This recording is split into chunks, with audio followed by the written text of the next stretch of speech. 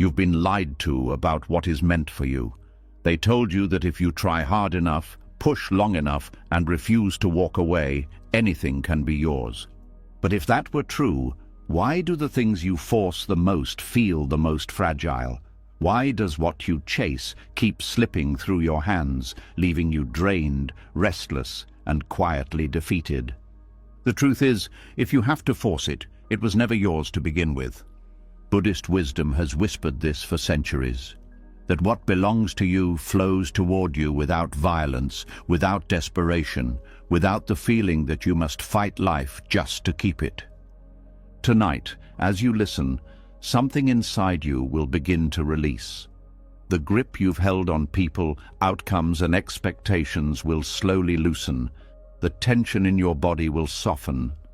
The noise in your mind will slow down, and a strange calm will take its place, like finally setting down a weight you forgot you were carrying. This isn't just about letting go. This is about recognizing what was never meant to stay. Are you ready? Let's begin. Because once you start seeing this truth, you cannot unsee it. You begin to notice how much of your exhaustion did not come from life itself, but from the constant pushing against it. Not loud pushing, not obvious struggle, but a quiet, relentless pressure you placed on reality to become what you wanted instead of what it was. And this is where the deepest suffering often begins, not in failure, not in loss, but in the moment you decide that what is happening is unacceptable and must be forced into something else. There is a kind of violence that leaves no bruises. No one sees it, no one hears it. Yet it drains more energy than any physical battle ever could. It happens in silence, inside the mind, when you tighten against what is instead of softening into it. It starts subtly, a conversation that doesn't go the way you planned, so you replay it again and again, trying to reshape it in your head. A person who grows distant, so you push harder, text more, explain more, hoping effort can reverse their withdrawal. A goal that refuses to unfold, so you double your pressure, believing strain will produce alignment. None of this looks violent from the outside. It looks like determination. It looks like discipline. It even looks admirable. But inside, something fragile is being crushed. Forcing outcomes is rarely loud. It is quiet insistence.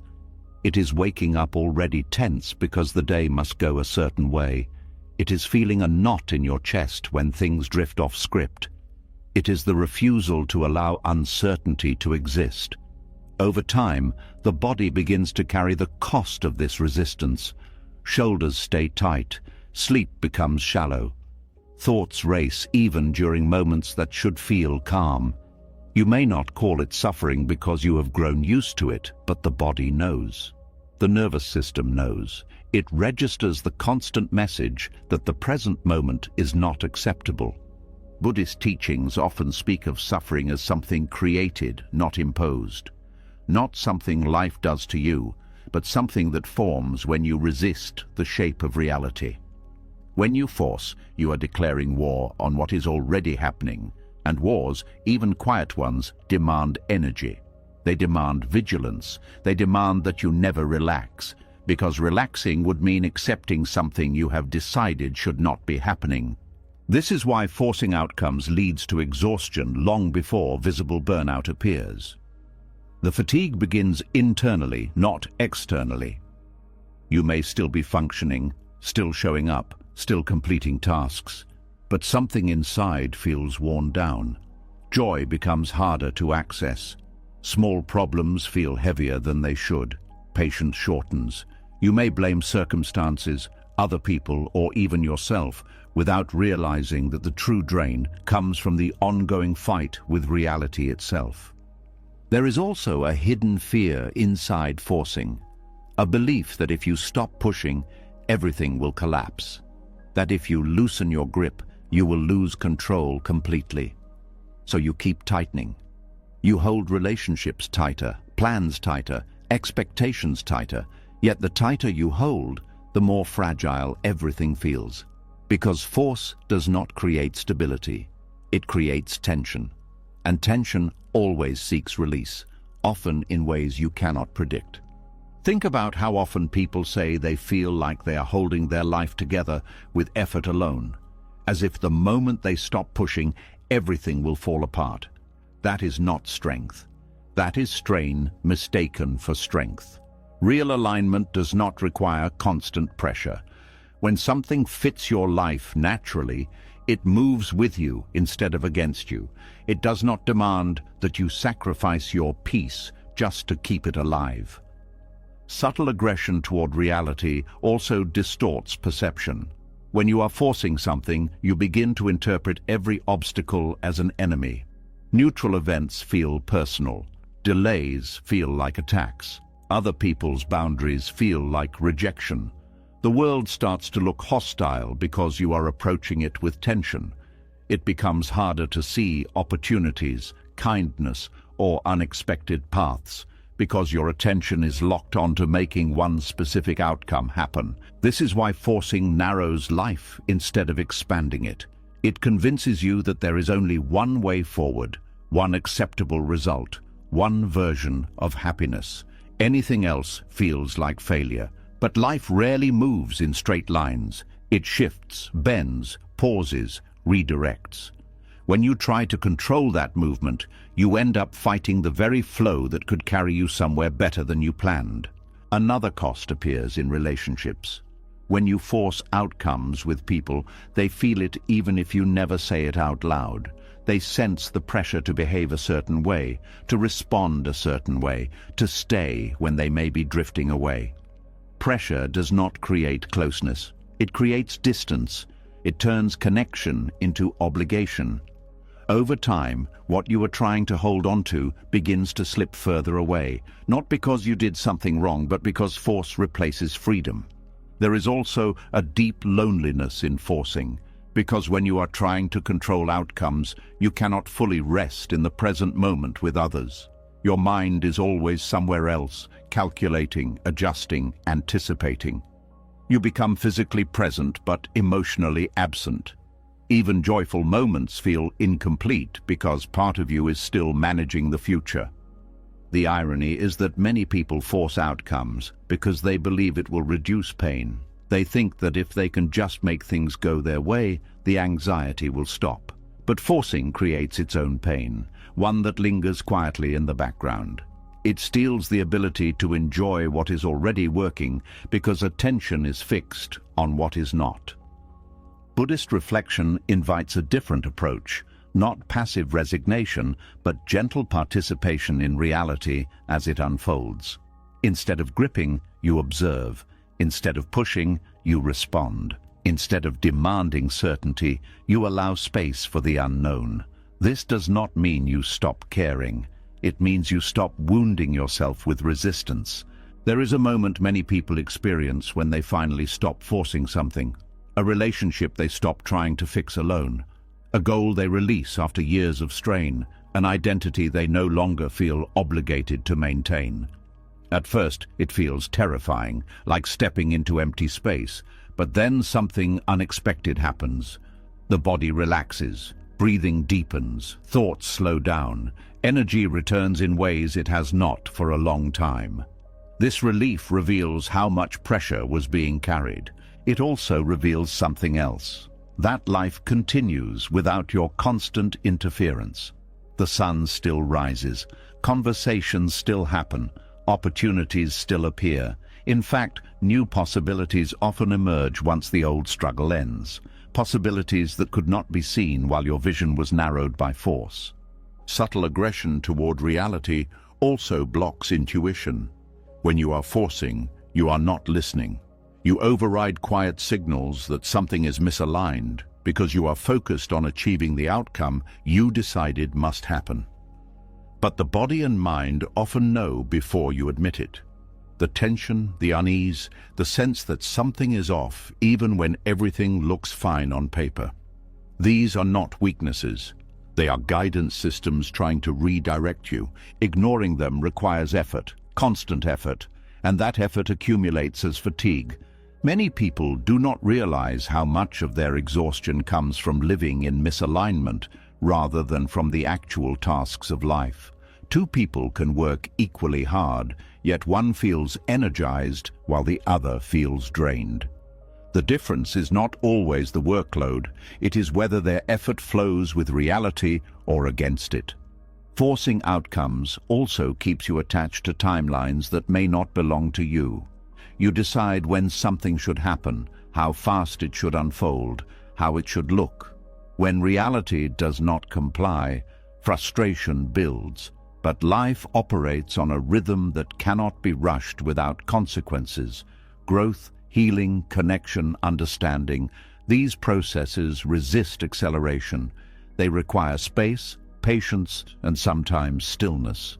Stillness is uncomfortable for someone used to forcing. It feels like doing nothing, like losing ground. But stillness is often where clarity returns. It is where you can finally hear the quiet truth that was drowned out by constant pushing. There is also a deeper layer to this violence. It is not only aggression toward reality, but toward yourself. When you force, you send a message that your current experience is unacceptable, that you must constantly fix, improve, control, or escape. This creates a chronic sense of insufficiency, as if you are always behind, always not enough, always needing to catch up to a version of life that exists only in your expectations. Letting go of force does not mean abandoning effort. It means choosing effort that feels alive instead of effort that feels suffocating. There is a difference between moving forward and dragging yourself forward. One expands you, the other depletes you. Peace begins not when everything becomes perfect, but when the internal war ends. When you stop treating reality as an opponent and start meeting it as it is. This does not make you passive. It makes you responsive instead of reactive. You still act, still care, still build, but without the underlying tension that turns action into struggle. Over time, this shift changes how you experience life. Challenges feel lighter because you are no longer fighting both the situation and your resistance to it. Relationships feel easier because you are not trying to control how others feel. Goals feel meaningful again because they are chosen from alignment rather than desperation. The quietest transformation is the return of energy. Not explosive motivation, not adrenaline, but steady, calm vitality. The kind that does not disappear at the first obstacle. The kind that allows you to move through life without feeling like you are constantly pushing a heavy weight uphill. And perhaps the most surprising realization is this. Many of the things you were forcing were never meant to stay, not as punishment, not as failure, but as redirection. Life was not resisting you. It was guiding you away from what would have cost you even more in the long run. When you stop forcing, you begin to see which doors open without struggle, which conversations flow naturally, which opportunities arrive without chasing. These are not coincidences. They are signs of alignment, of movement that does not require violence to sustain. This is why the first step in letting go is not action, but awareness. Seeing the cost of forcing clearly, recognizing the tension, the exhaustion, the quiet suffering it creates. Once you see it, the desire to continue disappears on its own. You no longer need to convince yourself to let go. Your body will want to. And in that moment something softens, not because life suddenly becomes easy, but because you are no longer making it harder than it already is. This is where real peace begins. Not in controlling outcomes, not in winning battles, but in stepping out of the war you were never meant to fight. And once the war inside begins to quiet, another truth slowly rises to the surface. The exhaustion was not only coming from forcing life, it was also coming from the belief that struggle itself is what made you valuable. When you stop pushing against everything, a strange discomfort appears, not because something is wrong, but because you no longer recognize yourself without the tension. There is a moment when peace finally becomes possible, yet instead of relief, you feel uneasy, as if calmness is suspicious, as if ease must mean you are doing something wrong. It reveals something deeper than effort. It reveals attachment to effort as an identity. For some people, rest feels more threatening than struggle. Stillness feels like emptiness. Ease feels like cheating. When your entire sense of worth has been built on how much you endure, how much you sacrifice, how hard you push, peace begins to feel undeserved. Letting go does not feel like freedom. It feels like failure. This attachment often begins early. Many were praised only when they worked harder than everyone else, endured more than everyone else, stayed longer, gave more, tolerated more. Effort became the language of love and approval. Without realizing it, the mind learned a quiet equation. If I am not struggling, I am not worthy. If I am not exhausted, I am not trying hard enough. If things become easy, I must be losing my edge. Over time, struggle stops being a phase and becomes a personality. You become the strong one, the reliable one, the one who never quits, the one who carries more than anyone should. People admire you for it. They depend on you for it. And slowly, you start depending on it too, not because you enjoy suffering, but because you no longer know who you are without it. This is why letting go feels dangerous. Not because you want pain, but because pain has become familiar. It has become proof that you are still fighting, still valuable, still relevant. When peace arrives, it does not feel like a reward. It feels like losing your purpose. Attachment to effort also creates a fear of being seen as lazy or weak. Even when no one is judging you, an internal voice keeps whispering that you should be doing more, pushing more, proving more. Rest becomes something you must justify instead of something you are allowed to have. Joy feels temporary, as if it must be earned again through difficulty. This is especially true for people who built their identity around survival. When life required constant resilience, calmness did not exist as an option. So when circumstances finally allow softness, the nervous system does not trust it. It stays alert, waiting for the next crisis, ready to return to the familiar role of the fighter. There is also a subtle pride hidden in effort, a sense of superiority that comes from being able to endure what others cannot. It feels empowering at first, like armor that protects you from vulnerability. But armor also prevents closeness, prevents rest, prevents ease. It keeps you safe, but it also keeps you isolated. When struggle becomes identity, relationships can suffer in ways that are hard to notice. You may feel uncomfortable receiving help because you are used to being the one who gives. You may reject kindness because it disrupts the role you have always played. You may even choose situations that require constant effort because they confirm the story you tell yourself about who you are. Peace, on the other hand, requires you to exist without performance. It asks you to be rather than prove. It removes the familiar markers that told you were doing enough. Without struggle, you may wonder what remains. Who am I if I am not fighting something? What is my value if I am not overcoming obstacles? This is where letting go begins to feel like losing yourself. Not because you actually are, but because you are shedding a version of yourself that was built on survival rather than alignment. Buddhist reflection teaches that clinging to any identity creates suffering, even identities that seem admirable. The identity of the hard-working one, the resilient one, the one who never stops, these can become cages disguised as strengths. They keep you trapped in patterns long after they stop serving you. Another hidden cost appears in how you approach goals. When effort is identity, you may choose the hardest path even when a simpler one exists. Not consciously, but because ease feels unfamiliar. You may distrust opportunities that come naturally because they do not match the narrative of struggle you are used to. Success without suffering can feel undeserved, as if you skipped something important.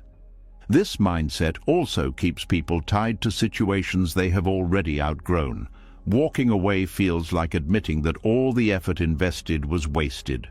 So they stay, not because the situation is right, but because leaving would mean redefining who they are. It would mean accepting that value does not come from endurance alone. There is also grief in releasing the identity of the struggler. It may have protected you. It may have carried you through times when there was no other choice. Letting it go can feel like abandoning a part of your history. But growth often requires honoring what once saved you, while recognizing that it no longer needs to define you. Peace does not erase strength. It reveals a different kind of strength, one that does not require constant tension, one that allows softness without collapsing, one that trusts that worth is not measured by exhaustion. When people begin to detach from effort as identity, they often discover how much life they missed while they were busy proving themselves. Moments of quiet joy, simple connection, spontaneous creativity, things that cannot survive in an environment of constant pressure. They realize that presence was sacrificed for performance. The body also responds to this shift. Chronic tension begins to release. Breathing deepens. Sleep improves. Energy becomes steadier instead of fluctuating between adrenaline and burnout. The nervous system learns that it does not have to stay in survival mode to feel safe. Yet the transition is not immediate. There may be periods where you feel lost, unsure of how to move without the old drive. Motivation may change shape, becoming less frantic and more intentional. At first, this slower rhythm can feel like stagnation, but it is actually recalibration. You are learning how to act without self-violence. Another realization emerges during this process. Many of the things you achieved through force did not bring the fulfillment you expected. Not because the achievements were meaningless, but because the motivation behind them was rooted in proving worth rather than expressing truth. When effort shifts from proving to expressing, actions feel lighter, even when they are challenging. This is the difference between effort and strain. Effort aligned with purpose energizes. Strain driven by identity depletes. One moves you forward, the other keeps you trapped in cycles of exhaustion. Letting go of attachment to effort also allows you to receive life instead of constantly trying to shape it. Opportunities, relationships, and insights begin to arrive without being chased. You start noticing how much unfolds naturally when you stop gripping everything so tightly. There is also a quiet humility in releasing the need to prove. You no longer need to be the strongest in the room, the most resilient, the one who never breaks. You allow yourself to be human, to need rest, to ask for support, to exist without performing strength. This humility does not make you smaller, it makes you real. And reality, when not resisted, has a way of carrying you toward what fits without demanding constant effort. Eventually, peace stops feeling undeserved. It begins to feel like a home you forgot you were allowed to return to. You realize that worth was never meant to be earned through suffering alone. It was always present, waiting for you to stop running long enough to notice it. Letting go, then, is not failure. It is the courage to exist without the armor of struggle. It is the willingness to discover who you are when you are no longer defined by how much you can endure. And in that discovery, something unexpected appears. Not weakness, not emptiness, but a quiet strength that does not need to prove itself to anyone, including you. This is where the identity of effort dissolves, making space for a life that no longer requires constant struggle to feel meaningful. And when the identity built on struggle begins to loosen, another fear rises quietly from underneath it. If effort is no longer proving your worth, if pushing is no longer holding your life together, then what happens when you finally open your hands? What happens when you stop gripping the very things that have been hurting you? A strange panic appears, not because you want the pain, but because you fear the emptiness that might follow its absence. It is the fear of having nothing to hold, nothing to fix, nothing to chase. The fear that if you release what was never meant to stay, you will be left with silence instead of relief. Sometimes the weight in your hands hurts, yet you keep holding it because the idea of empty hands feels even more frightening. There is a moment that comes after letting go when everything goes quiet. No more tension to manage, no more problem to solve, no more familiar struggle to occupy your thoughts. At first, this quiet does not feel peaceful. It feels exposed. It feels like standing in an open space without walls, without noise, without distractions. The mind begins searching desperately for something to grab onto, even if that something was the very source of suffering. This fear of empty hands is deeply human. Holding on to pain at least feels like holding on to something. Pain has shape, it has familiarity, it gives the illusion of control because it is known. Emptiness, on the other hand, feels unpredictable. It forces you into uncertainty, into a space where you do not yet know what will replace what you released. Many people stay attached to relationships, ambitions, roles, and identities long after they stop nourishing them, not because they believe they are good, but because they fear the void that might follow their absence. The mind whispers that something is better than nothing, even when that something slowly erodes your peace. This fear often begins in moments of loss earlier in life. When something important disappeared unexpectedly, the nervous system learned that emptiness equals danger. It equated absence with abandonment, with instability, with the possibility that nothing safe would come next. From that point forward, the instinct became simple. Hold on at all costs, even if what you are holding cuts into your skin. Letting go then feels like stepping toward a cliff. Not because you want to fall, but because you cannot see what lies beyond the edge. The mind imagines worst-case scenarios. What if nothing better comes? What if you regret it? What if you end up alone? These questions create a kind of paralysis, keeping you tied to what hurts simply because it is predictable. There is also a deep link between empty hands and identity. If something has been part of your life for a long time, it becomes intertwined with who you believe you are. Releasing it can feel like erasing a piece of yourself. Even if that piece brought more pain than joy, it still feels like losing a familiar reflection in the mirror. This is why people sometimes return to situations they know are unhealthy, not because they have forgotten the pain, but because the absence of that pain feels disorienting. It is easier to return to a known discomfort than to sit with an unknown quiet. The body reacts to this fear in subtle ways. Restlessness appears without clear reason. Sleep becomes uneasy. Thoughts loop around the same questions. You may even create new problems unconsciously just to fill the space that opened up. The nervous system is trying to restore familiarity, even if that familiarity was suffering. Buddhist insight teaches that attachment is not only about clinging to pleasure, but also about clinging to pain. Both provide a sense of solidity in a world that is constantly changing.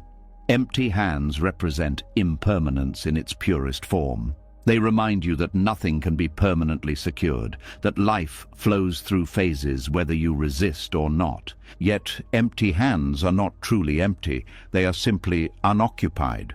They are space waiting to be filled with something that does not require force. But this truth is hard to trust when you have lived in survival mode, when you have learned to depend only on what you can hold tightly. There is also a cultural layer to this fear. Many societies teach that value comes from accumulation of achievements, possessions, relationships, recognition. Letting go looks like losing status, losing progress, losing evidence that your efforts mattered. Empty hands can feel like starting over, and starting over feels exhausting when you have already carried so much. But there is another perspective.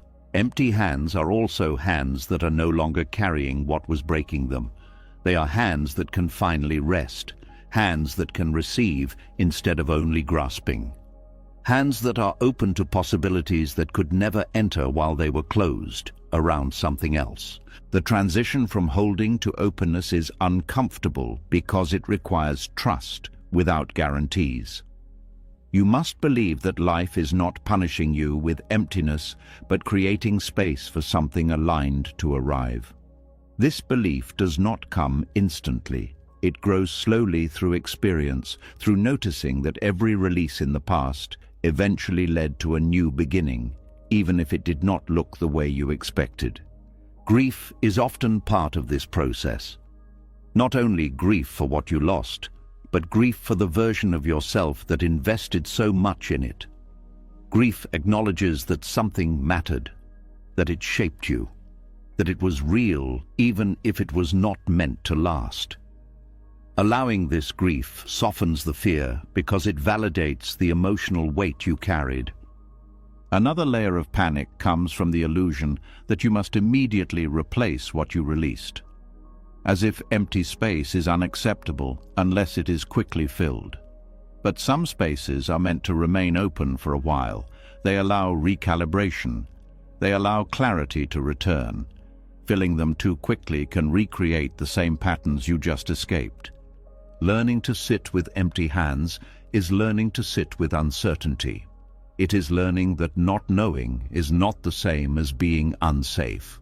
It is discovering that peace can exist without constant stimulation, without constant direction, without constant reassurance. This stillness reveals how much of life was spent reacting instead of choosing. When your hands are full, you cannot see clearly what you are carrying. When they are empty, you finally have the chance to decide intentionally what deserves to be picked up again. There is also freedom in realizing that you are not required to replace everything you release.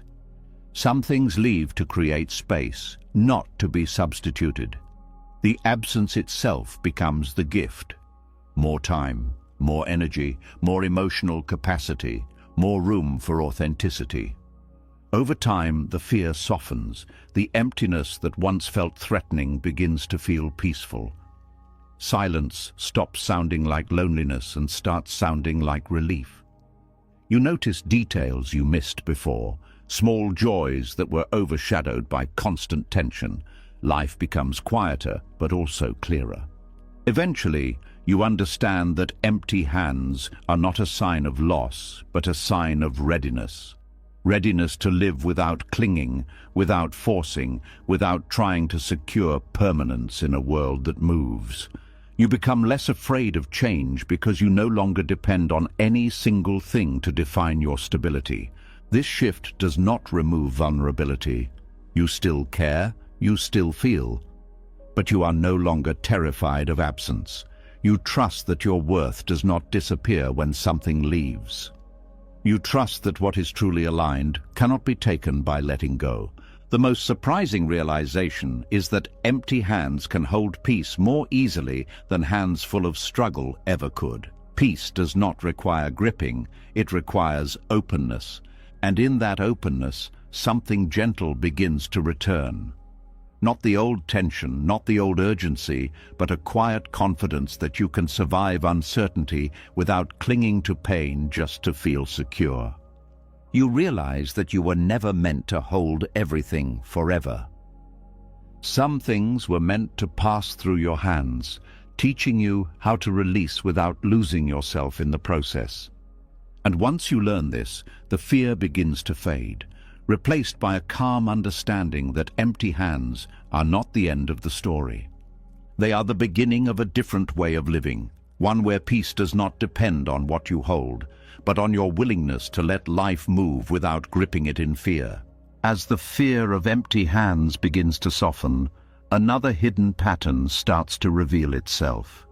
You realize that it was not only the emptiness you feared, it was also the unfamiliar peace that came with it.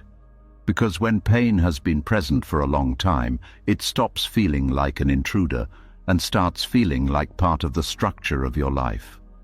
Without it, you do not immediately feel free. You feel disoriented. There is a quiet danger in what the mind recognizes. It trusts what it has seen before, even if what it has seen before has caused harm. Sometimes what hurts feels safer than what heals, simply because it is known. There is a reason people return to the same kinds of situations, the same kinds of relationships, the same kinds of disappointments, even after promising themselves they will choose differently. It is not because they enjoy suffering, it is because familiarity creates a false sense of safety. The brain relaxes when it recognizes patterns, even painful ones. The unknown requires alertness, but the familiar allows autopilot, even if that autopilot leads back into the same storms. Pain that repeats begins to look like destiny. When something happens often enough, the mind stops questioning it and starts accepting it as inevitable. It begins to say, this is just how life is for me. This is the kind of love I get. This is the level of peace I am allowed to have. These quiet conclusions form slowly, without drama, until they become invisible rules guiding every decision. Mistaking familiar pain for destiny is not a conscious choice. It is an adaptation. When the nervous system learns that certain patterns are unavoidable, it stops resisting them to conserve energy.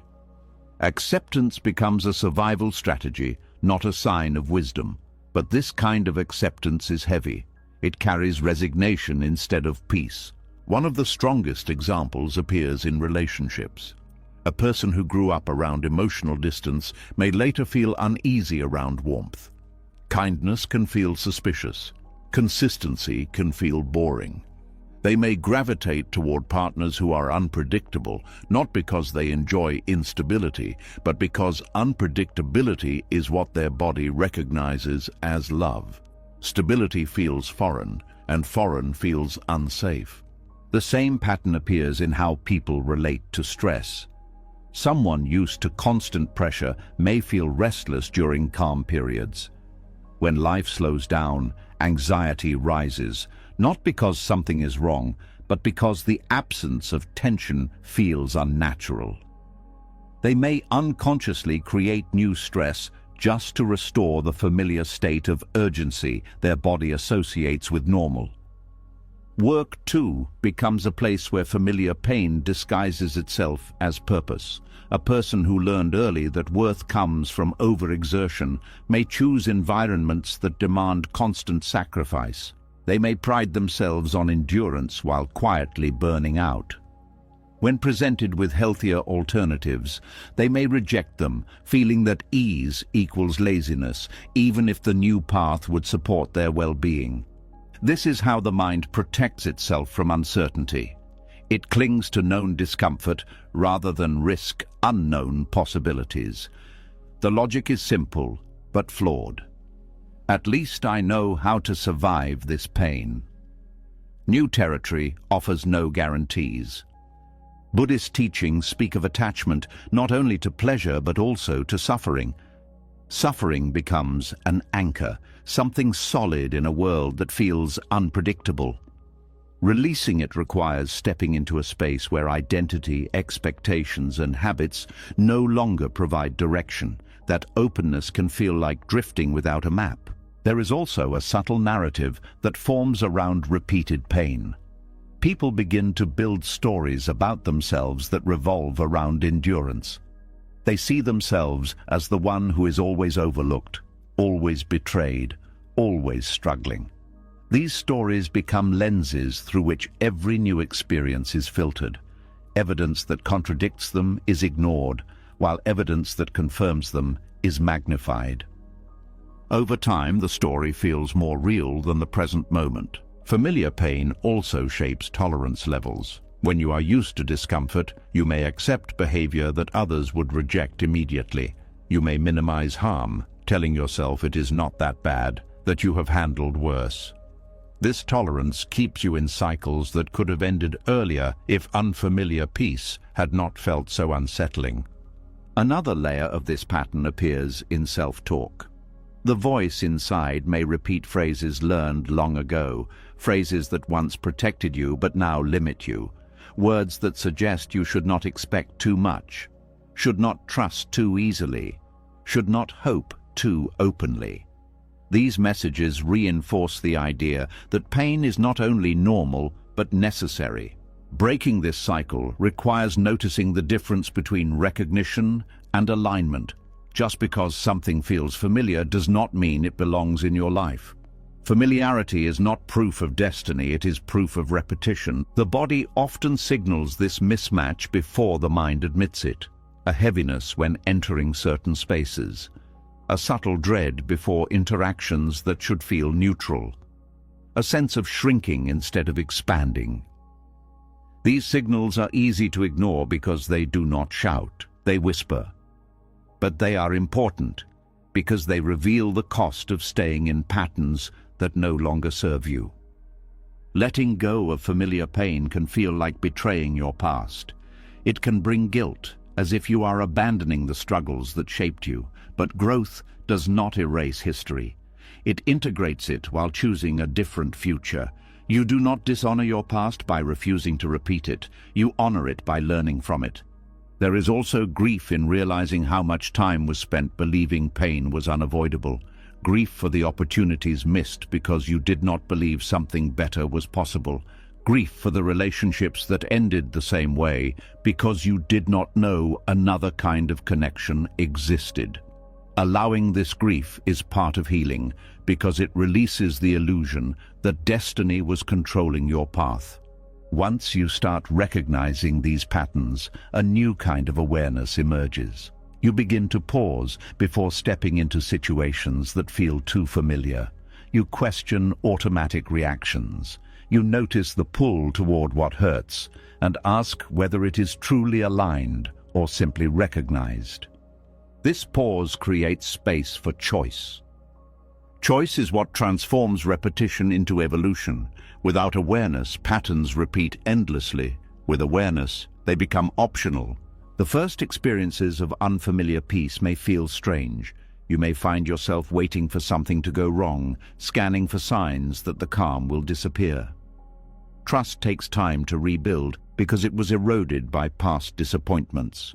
But gradually, the nervous system learns that stability does not have to be temporary, that calm does not have to be followed by chaos. You begin to experience relationships that do not require constant repair, work that does not demand self-sacrifice, rest that does not trigger guilt. These experiences feel almost unreal at first, like stepping into a life that belongs to someone else. But with time, they start to feel natural. Another shift happens internally. You stop interpreting discomfort as proof of depth.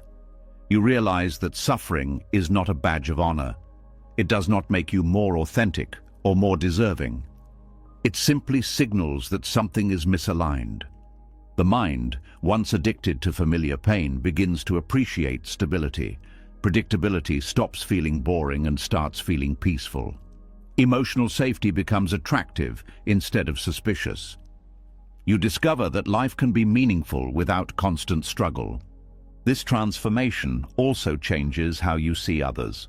You become more compassionate, recognizing that many people are not choosing pain consciously. They are repeating what they know because it feels safer than exploring the unknown. This understanding replaces judgment with empathy. There is also empowerment in realizing that destiny is not determined by what you endured, but by what you choose next. Familiar pain loses its authority once you see it clearly. It becomes a memory instead of a guide. Eventually, the idea that suffering is inevitable begins to dissolve. You start noticing moments of genuine ease, moments where nothing needs to be fixed or endured. These moments expand, not because life becomes perfect, but because your perception changes. You stop searching for problems and start allowing peace to exist without questioning it. This is not naive optimism. It is a grounded acceptance that pain will come and go, but it does not have to define your path. You are not required to relive the same wounds to prove your resilience. You can choose experiences that nourish instead of deplete. The most liberating realization is that recognition is not destiny. You can acknowledge where you have been without returning there. You can honor your survival without staying in survival mode forever. As this understanding settles, something inside relaxes. Not dramatically, not all at once, but steadily. The pull toward familiar pain weakens. The attraction to what supports your well-being strengthens.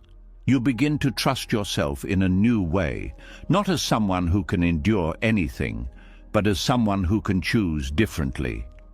And in that choice, a new path appears, not one built on repetition, not one defined by suffering, but one shaped by awareness, intention, and the quiet courage to step away from what once felt inevitable.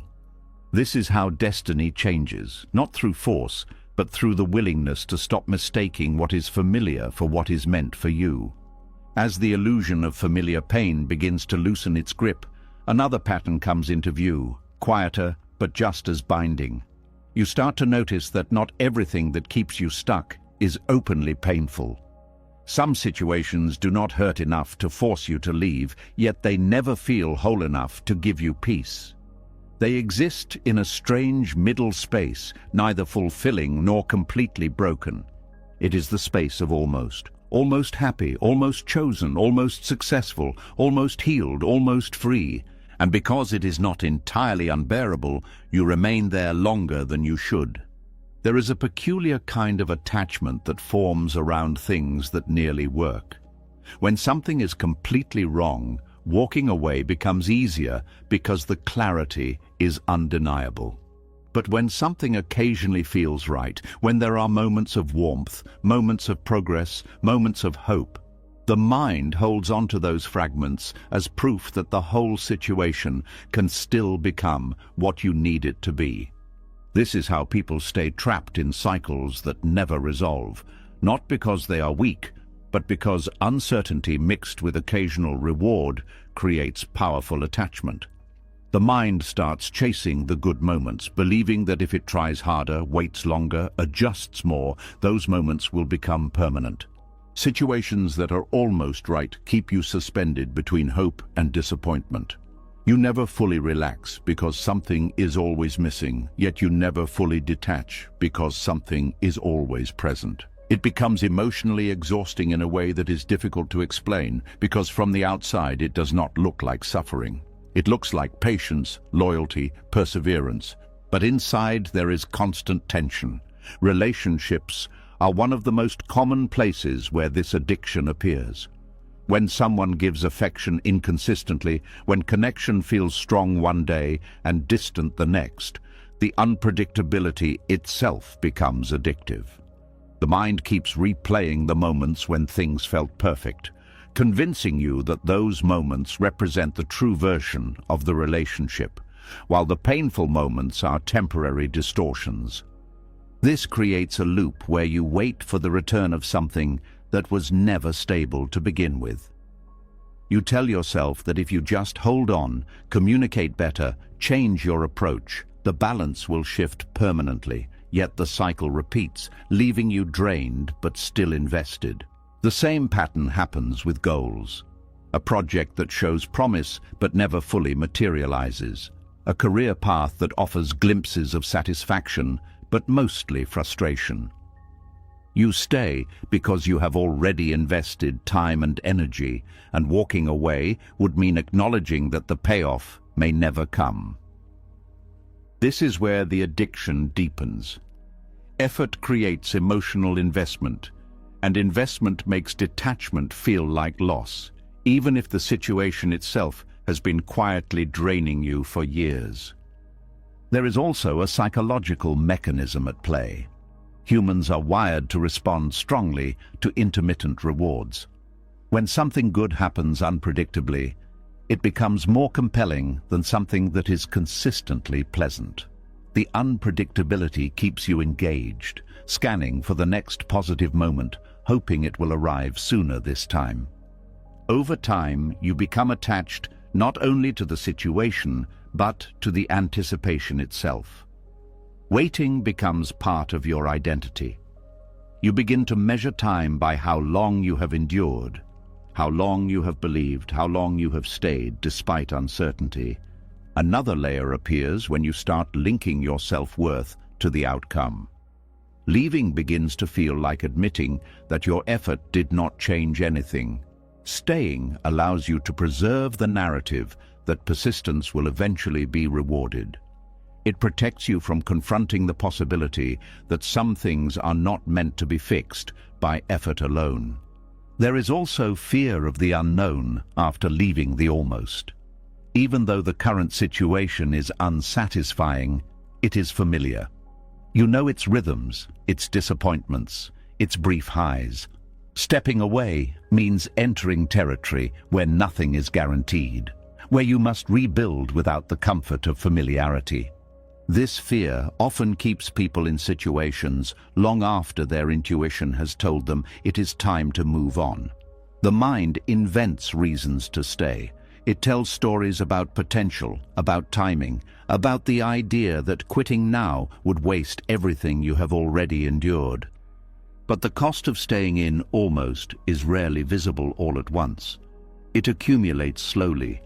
Opportunities pass because you are emotionally unavailable. Energy drains because you are constantly managing uncertainty. Joy fades because part of you is always waiting for something to change. You may also begin to lower your standards without realizing it. What once felt unacceptable becomes tolerable. What once felt insufficient becomes enough, not because your needs changed, but because you adapted to scarcity. Buddhist reflection highlights the suffering created by attachment to outcomes that never arrive. The mind clings to the idea of completion, believing that closure will bring peace. But almost situations rarely provide closure. They fade slowly or drag on indefinitely, keeping you tethered to something unfinished. There is also a subtle illusion that the almost is safer than nothing. You tell yourself that partial connection is better than loneliness, partial success is better than starting over, partial clarity is better than uncertainty. Yet this half-state prevents you from experiencing the fullness that becomes possible only after release. Breaking free from the addiction to almost requires confronting the discomfort of finality. It means accepting that some chapters will not conclude neatly, that some questions will remain unanswered. It means trusting that clarity can come after the ending, not before. When people finally step away from almost situations, the first emotion is often not relief but grief. Grief for what could have been. Grief for the time invested. Grief for the hope that kept them there.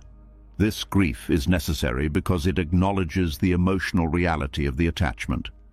After grief comes a quieter feeling, one that may go unnoticed at first. Space. Space that was previously occupied by waiting. Space that allows new experiences to enter. Space that lets you reconnect with parts of yourself that were neglected while you were focused on making something work. With time, you begin to see how much life was paused while you were living in almost. How many decisions were postponed. How many risks were avoided. How much of your identity was tied to a situation that never fully supported you. There is also a return of clarity. Without the constant emotional noise of uncertainty, your perception sharpens. You notice what genuinely aligns with you and what only resembles alignment on the surface. You become less willing to settle for fragments when you know wholeness is possible. The body responds as well. Chronic tension eases, sleep deepens, energy stabilizes. The nervous system, no longer trapped in cycles of hope and disappointment, begins to trust consistency again. Eventually, you reach a point where almost no longer feels acceptable. Not because you have become demanding, but because you have remembered what genuine peace feels like. You realize that fulfillment does not require perfection, but it does require stability, honesty, and mutual presence. This shift changes how you approach future situations.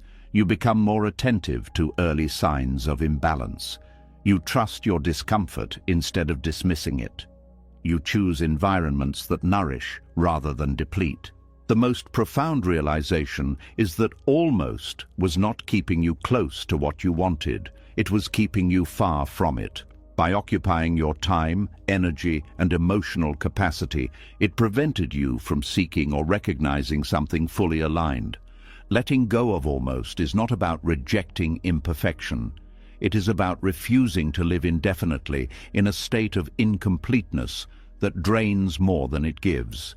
It is about honoring your need for wholeness, even if reaching it requires stepping into uncertainty first. When you finally release the almost, you may discover that life does not collapse. It expands. New connections form, new paths appear, new insights emerge, not because you forced them, but because you created space for them. And in that space, you begin to understand that what is truly meant for you does not leave you guessing, waiting, or negotiating for scraps of fulfillment. It meets you fully, not almost. It stays without needing constant repair. It feels calm instead of confusing. And once you experience that kind of alignment, the addiction to almost loses its hold, replaced by a quiet certainty that you no longer need to settle for fragments when your life has room for something whole. When you finally release the grip on what was only almost, another discomfort appears, quieter but deeply unsettling. You begin to realize that not everything in life ends with clarity.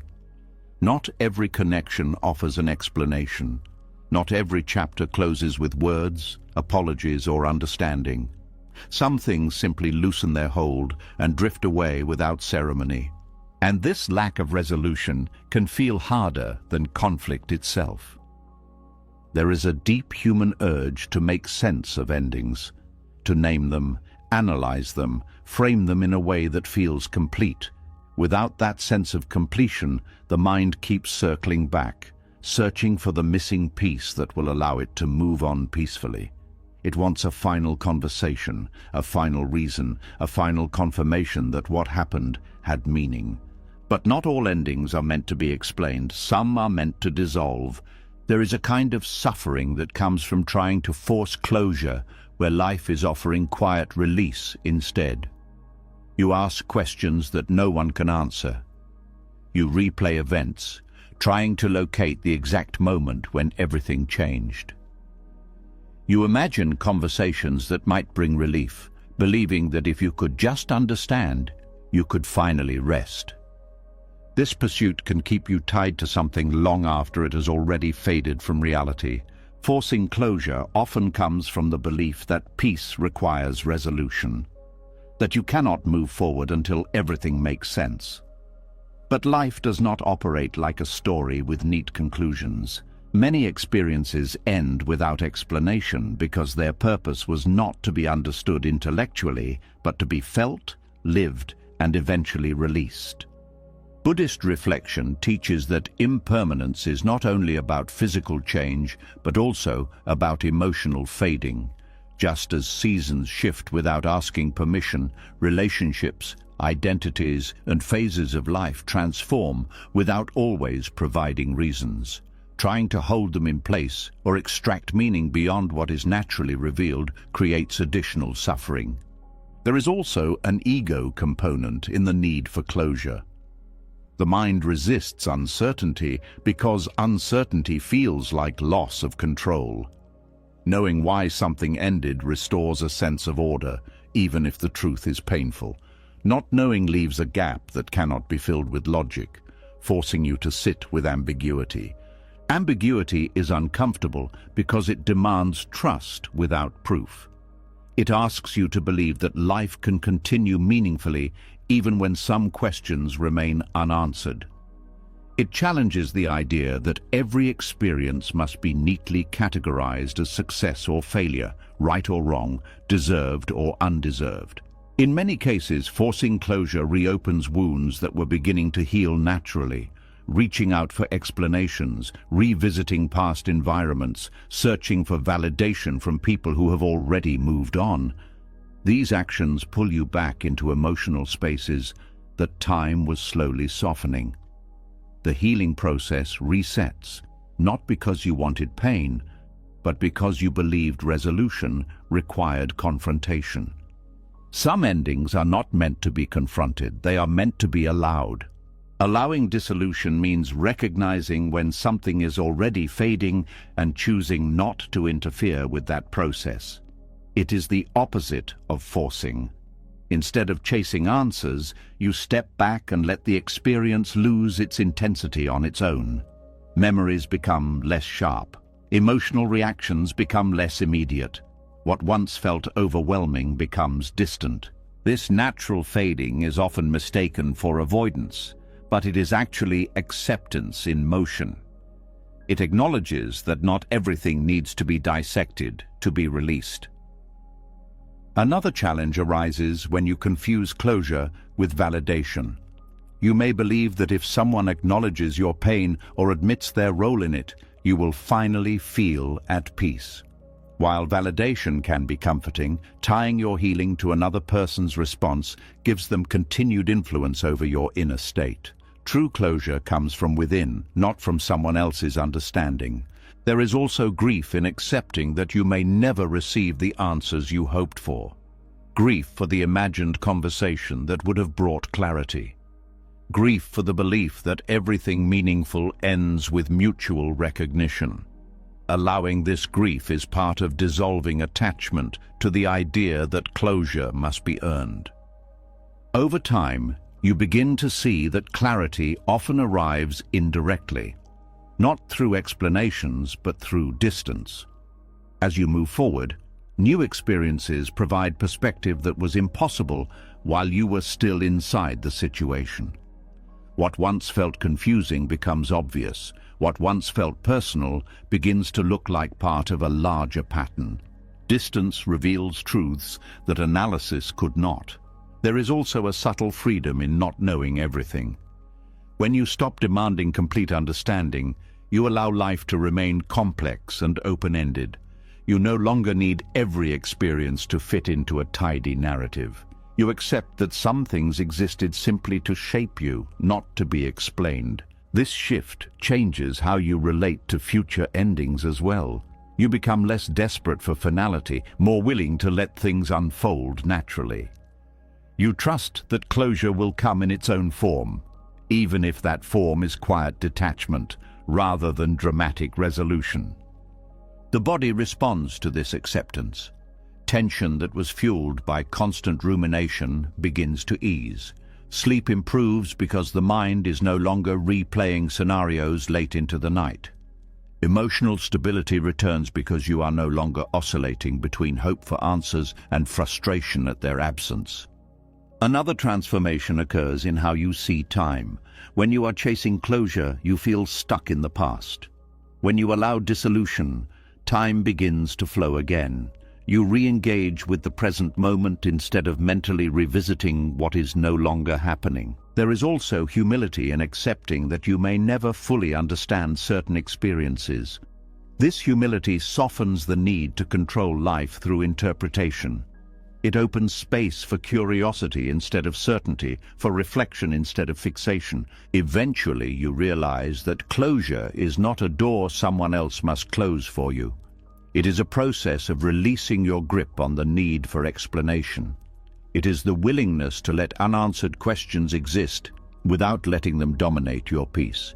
Dissolution, unlike forced closure, is gentle. It does not demand action. It unfolds gradually as you redirect your attention toward what is alive in your life now.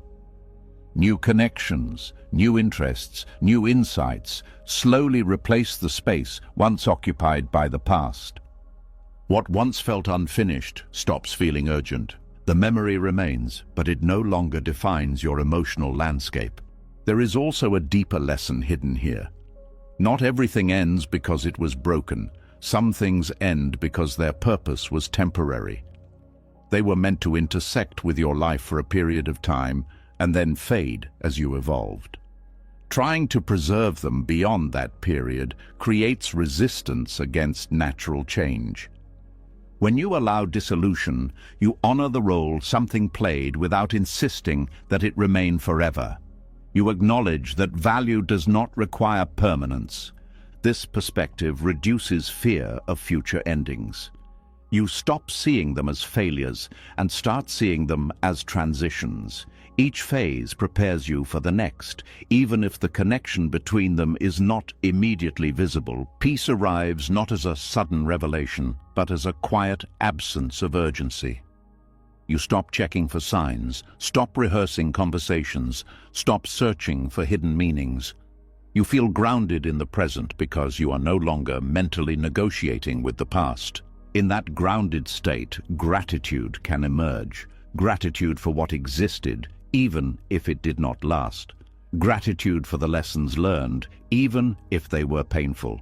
Gratitude for the fact that life continues to move, offering new possibilities that would not exist if everything remained unchanged. This is the wisdom of allowing things to fade. Not every story needs a final chapter written in bold letters.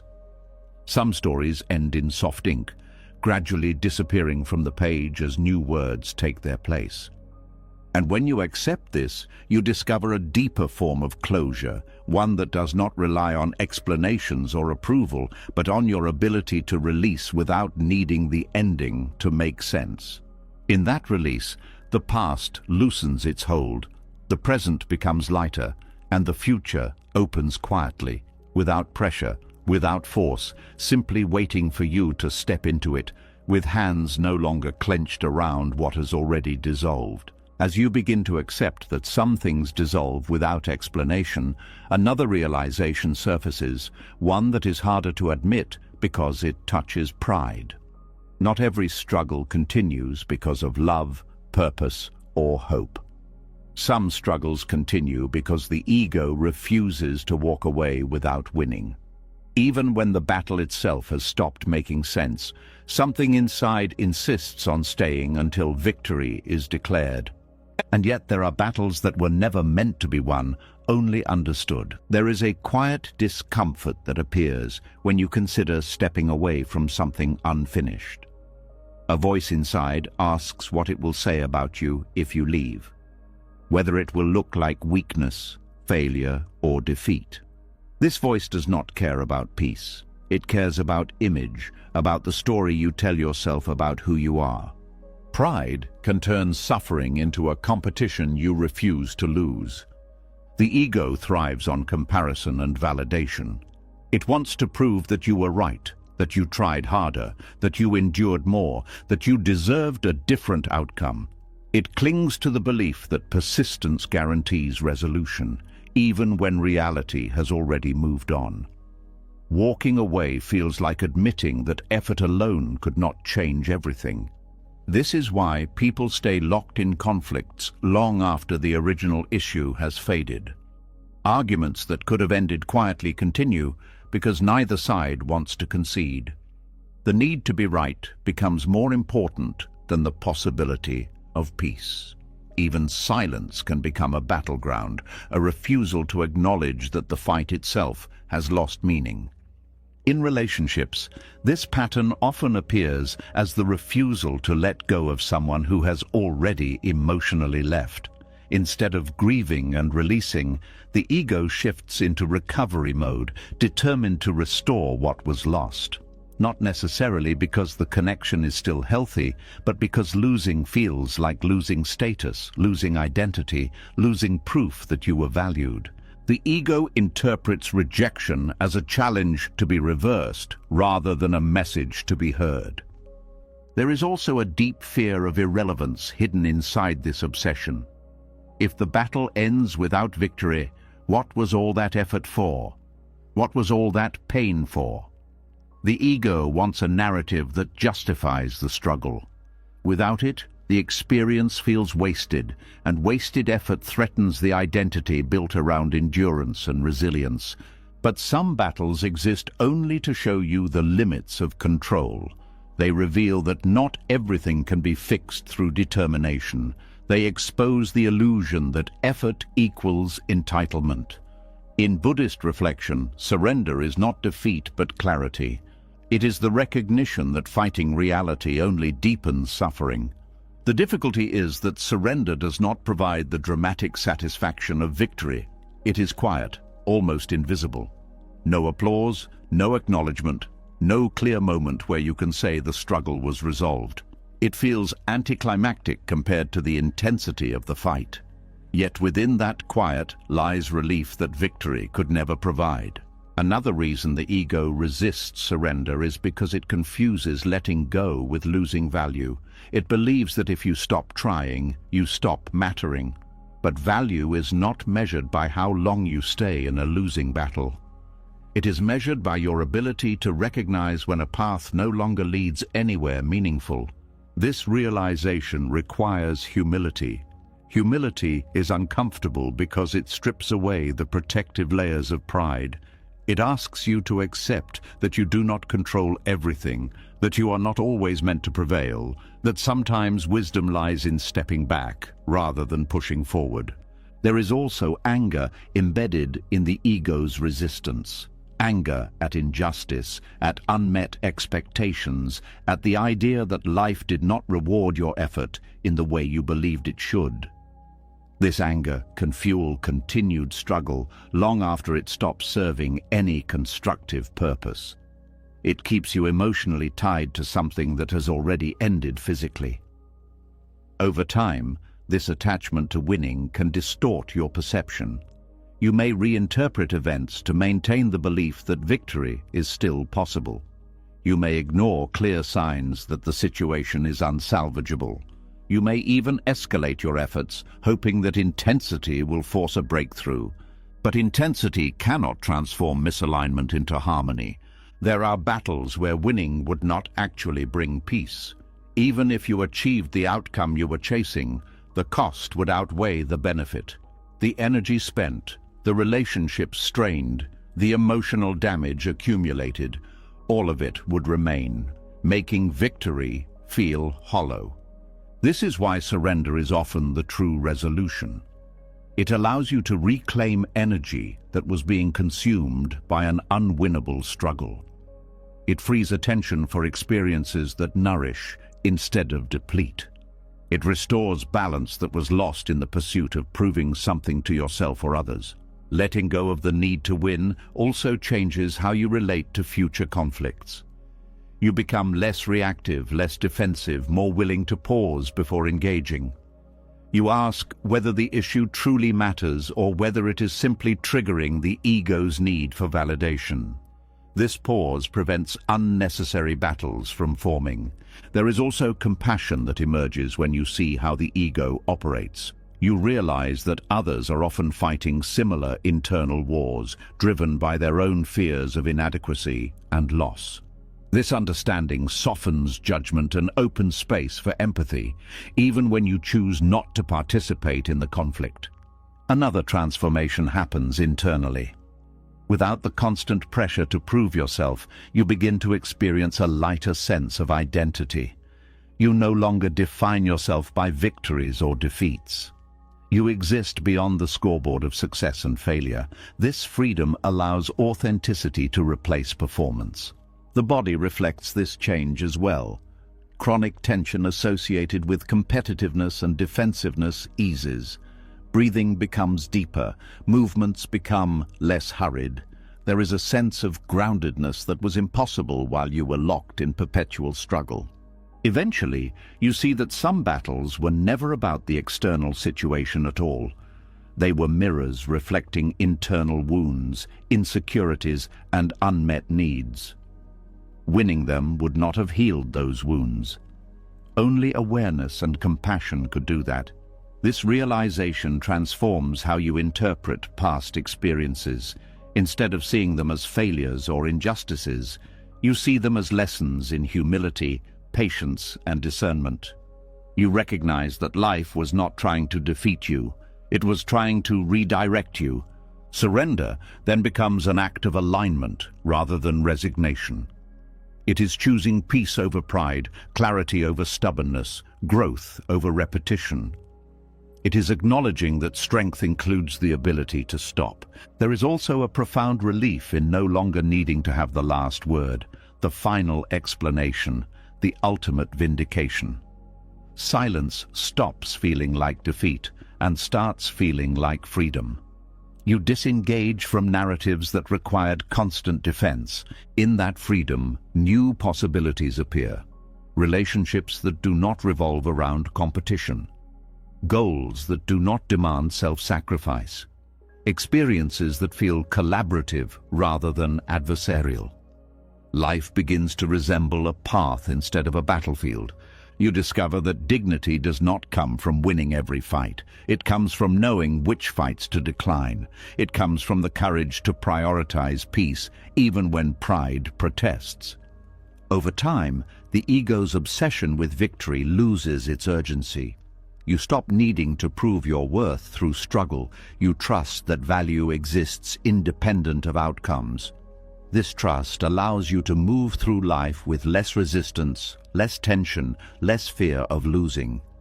And perhaps the most surprising insight is this: the battles that felt most important often disappear from memory once you step away from them. What remains is not the outcome, but the lesson. The understanding that some struggles were never meant to be resolved through force, only through surrender.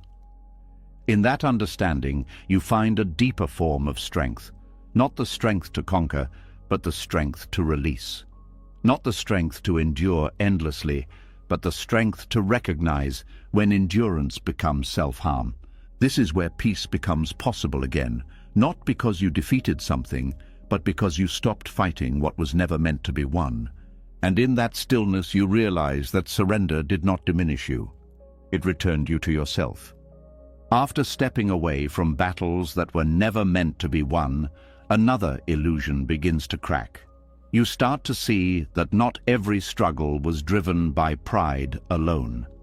Some were driven by a belief that persistence itself guarantees meaning, that if you stay long enough, endure enough, push through enough resistance, the path will eventually transform into something right. But there is a quiet truth many people avoid. Staying does not always mean growing. Enduring does not always mean progressing. Sometimes it only means you have not allowed yourself to question whether the path itself was ever meant for you. There is a deep sadness in realizing how much of your life was shaped by the idea that quitting equals failure. That walking away means weakness. That true strength is measured by how long you can endure discomfort without changing direction.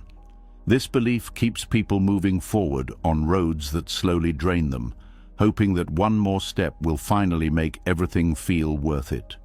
Persistence is often praised as a virtue, and in many situations it is.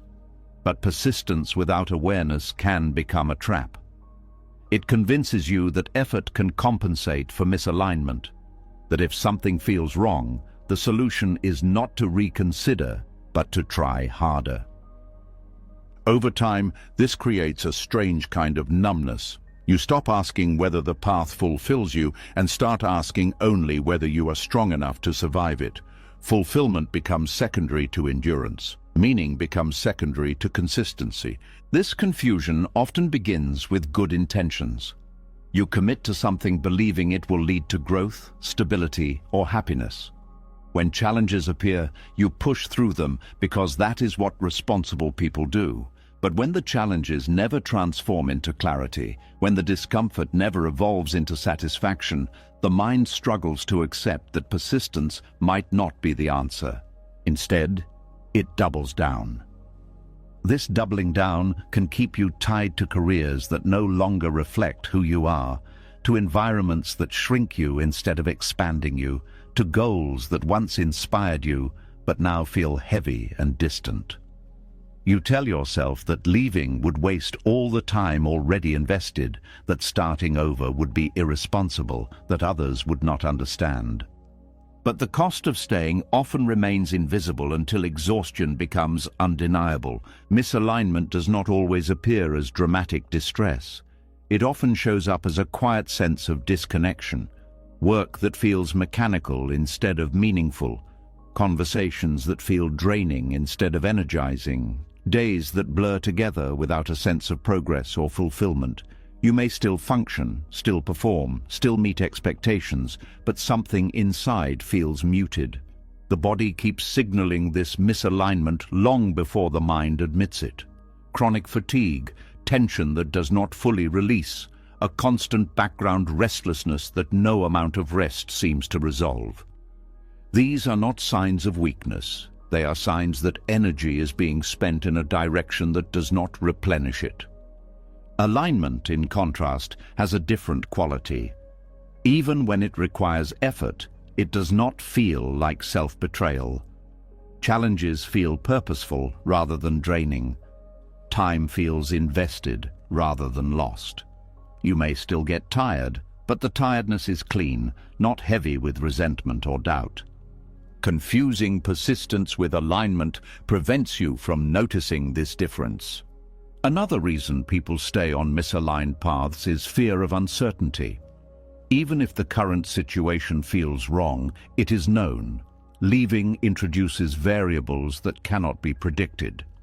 The mind prefers familiar discomfort over unfamiliar possibility because familiarity creates a sense of control. There is also social pressure embedded in persistence. Society often celebrates those who stay committed regardless of personal cost. Stories of sacrifice and endurance are admired, while stories of quiet redirection are overlooked.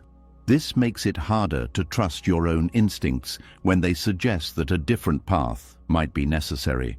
The ego can also attach to persistence as proof of strength. Being the one who never gives up becomes part of identity. Letting go then feels like losing that identity, even if holding on to it causes harm. Buddhist reflection offers a different perspective. It suggests that right effort is not about pushing endlessly, but about directing energy where it leads to growth and reducing energy where it leads to suffering. This requires awareness, not just determination. Awareness allows you to ask deeper questions, not only whether you can continue, but whether continuing serves your well-being. Not only whether you are capable of enduring, but whether endurance is necessary at all. There is a moment when persistence shifts from noble to destructive. It happens quietly, when staying no longer comes from purpose, but from fear. Fear of being judged, fear of losing stability, fear of admitting that something important did not turn out as expected. Recognizing this shift requires honesty that can feel uncomfortable. It asks you to separate your past commitment from your present reality, to acknowledge that what once made sense may no longer align with who you have become. Growth changes priorities. Experiences reshape values. What felt meaningful years ago may feel restrictive now. Clinging to outdated commitments prevents you from evolving into the person you are becoming. There is also grief in accepting misalignment.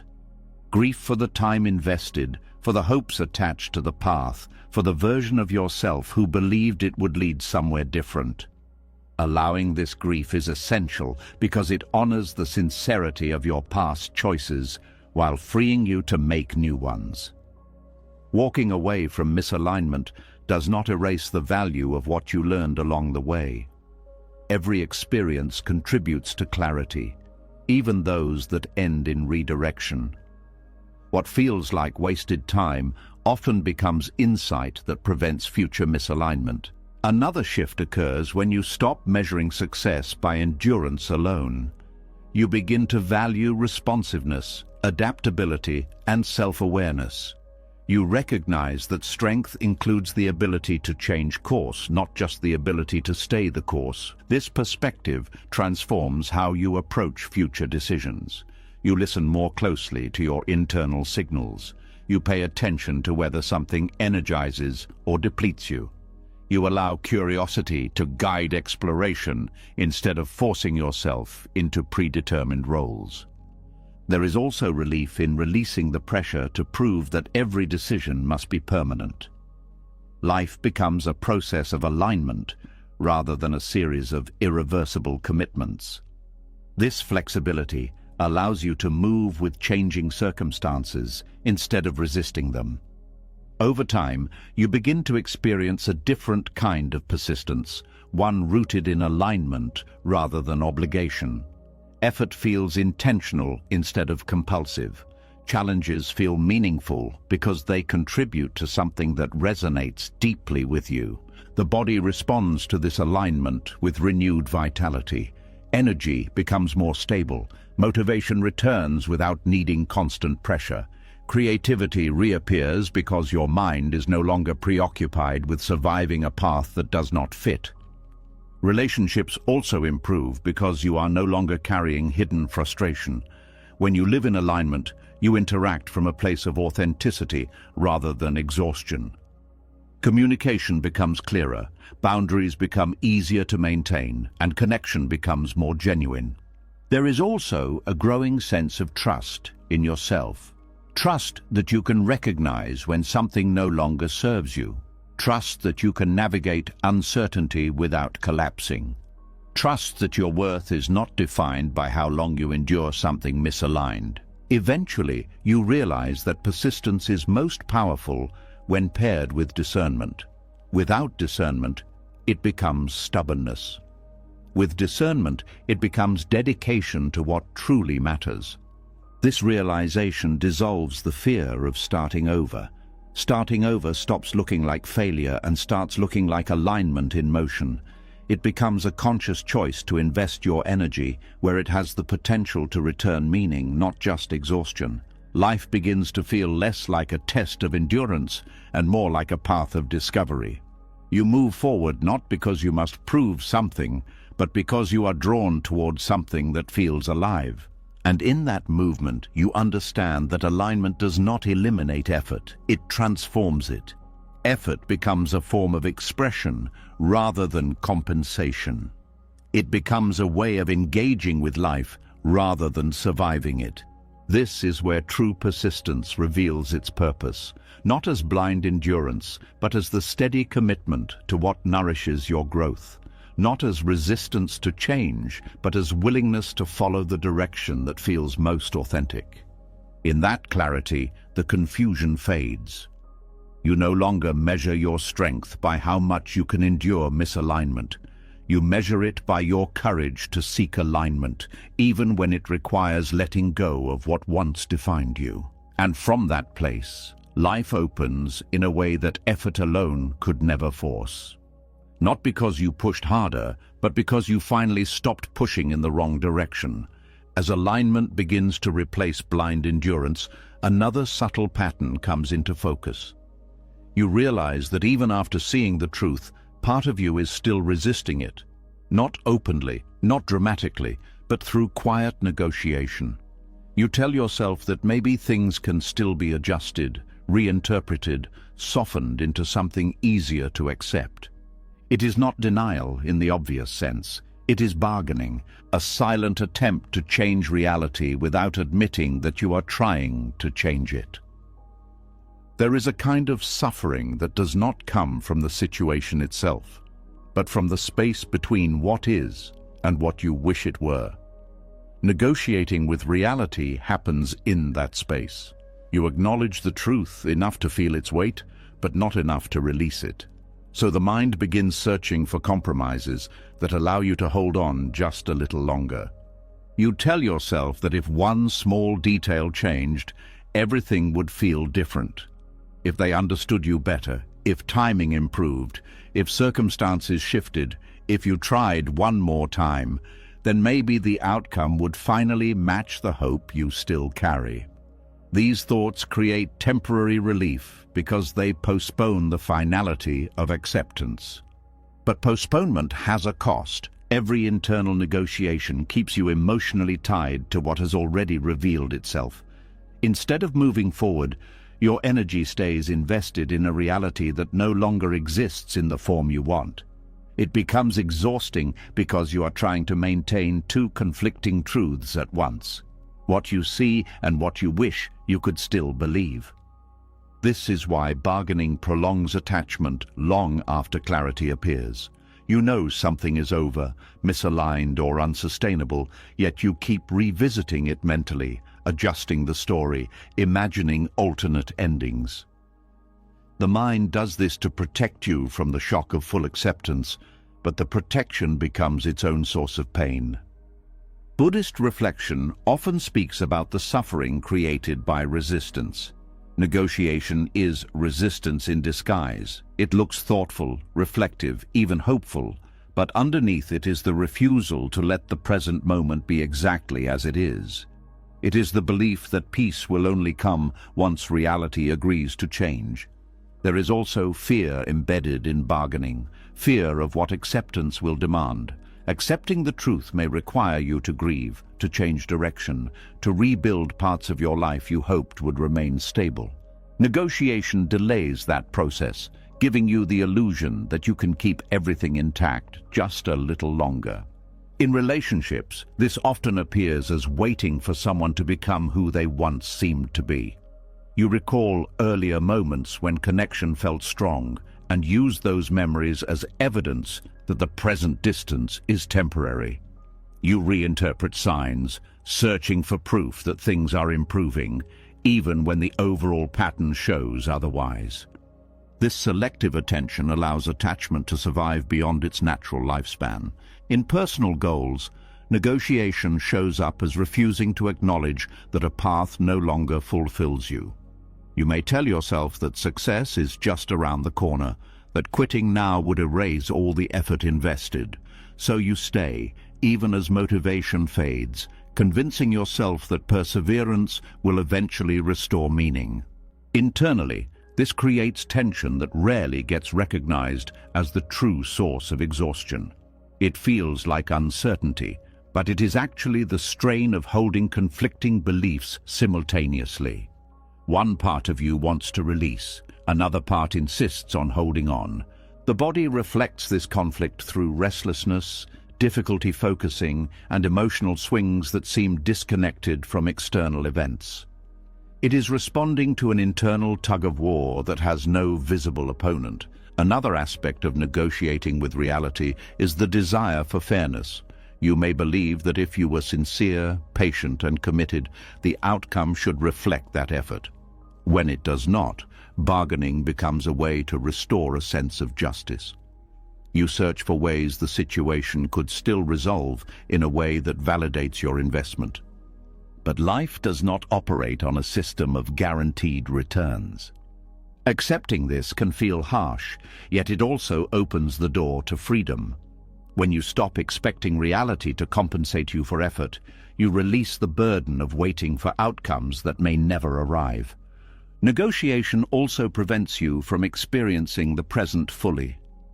Your attention remains split between what is happening now and what you hope might still change. Moments that could bring peace pass unnoticed because your mind is occupied with recalculating possibilities. Over time, this habit can become automatic. Even small disappointments trigger internal bargaining. You immediately begin analyzing what could be done differently, what could still be salvaged, how to reshape events to avoid discomfort. While problem-solving has its place, constant negotiation with unchangeable realities drains emotional energy. There is also a loss of trust in your own perception. When you negotiate too long, you begin doubting what you clearly see. You question whether you are being too sensitive, too impatient, too rigid. This self-doubt keeps you from acting on intuition, leaving you stuck in prolonged indecision. Letting go of negotiation requires a shift from control to acceptance.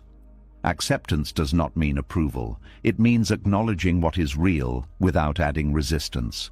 It allows you to redirect energy toward what can still grow instead of what has already ended. This shift often brings immediate relief, not because the situation improves, but because the internal conflict stops. The mind no longer has to maintain competing narratives. Clarity replaces confusion, even if the clarity is painful at first. Grief may follow because acceptance opens the door to emotions that negotiation was suppressing. Sadness, disappointment, anger, these feelings surface once you stop distracting yourself with hypothetical solutions. Allowing them to move through you is part of releasing attachment. As grief settles, space appears, space that was previously filled with mental arguments. In that space, new possibilities become visible, not because they suddenly appeared, but because your attention is no longer anchored to the past. There is also a growing sense of self-respect that comes from honoring reality. You recognize that your peace is not dependent on circumstances aligning perfectly. It comes from your willingness to respond honestly to what is happening. Over time, you become less inclined to negotiate with situations that clearly do not serve you. You trust your perceptions sooner. You allow endings to be endings instead of starting new rounds of bargaining. This does not make you rigid. It makes you responsive. You still consider options where change is possible, but you no longer invest energy in fantasies that contradict what is evident. Peace then becomes simpler. It does not require constant analysis or strategic thinking. It arises naturally when you stop arguing with the present moment. Eventually, you understand that negotiating with reality is like trying to rewrite a story that has already been printed. You can imagine alternate versions, but the pages in front of you remain the same. Freedom comes from turning the page, not from insisting it should read differently. In that freedom, attachment loosens without force. You stop holding on to possibilities that exist only in imagination. You allow life to move forward, even if it moves in a direction you did not choose. And as you move with it, instead of against it, suffering begins to dissolve, not because everything becomes perfect, but because you are no longer prolonging pain by refusing to accept what is already clear.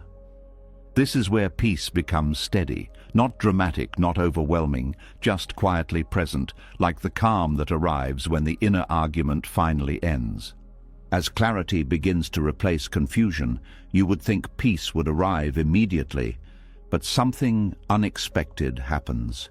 Even after seeing the truth, part of you keeps returning to the negotiation table, as if reality were something that could still be persuaded to change its mind.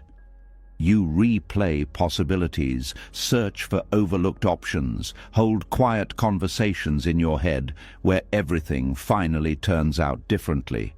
It is not that you do not see what is real. It is that you are not ready to stop asking it to be something else.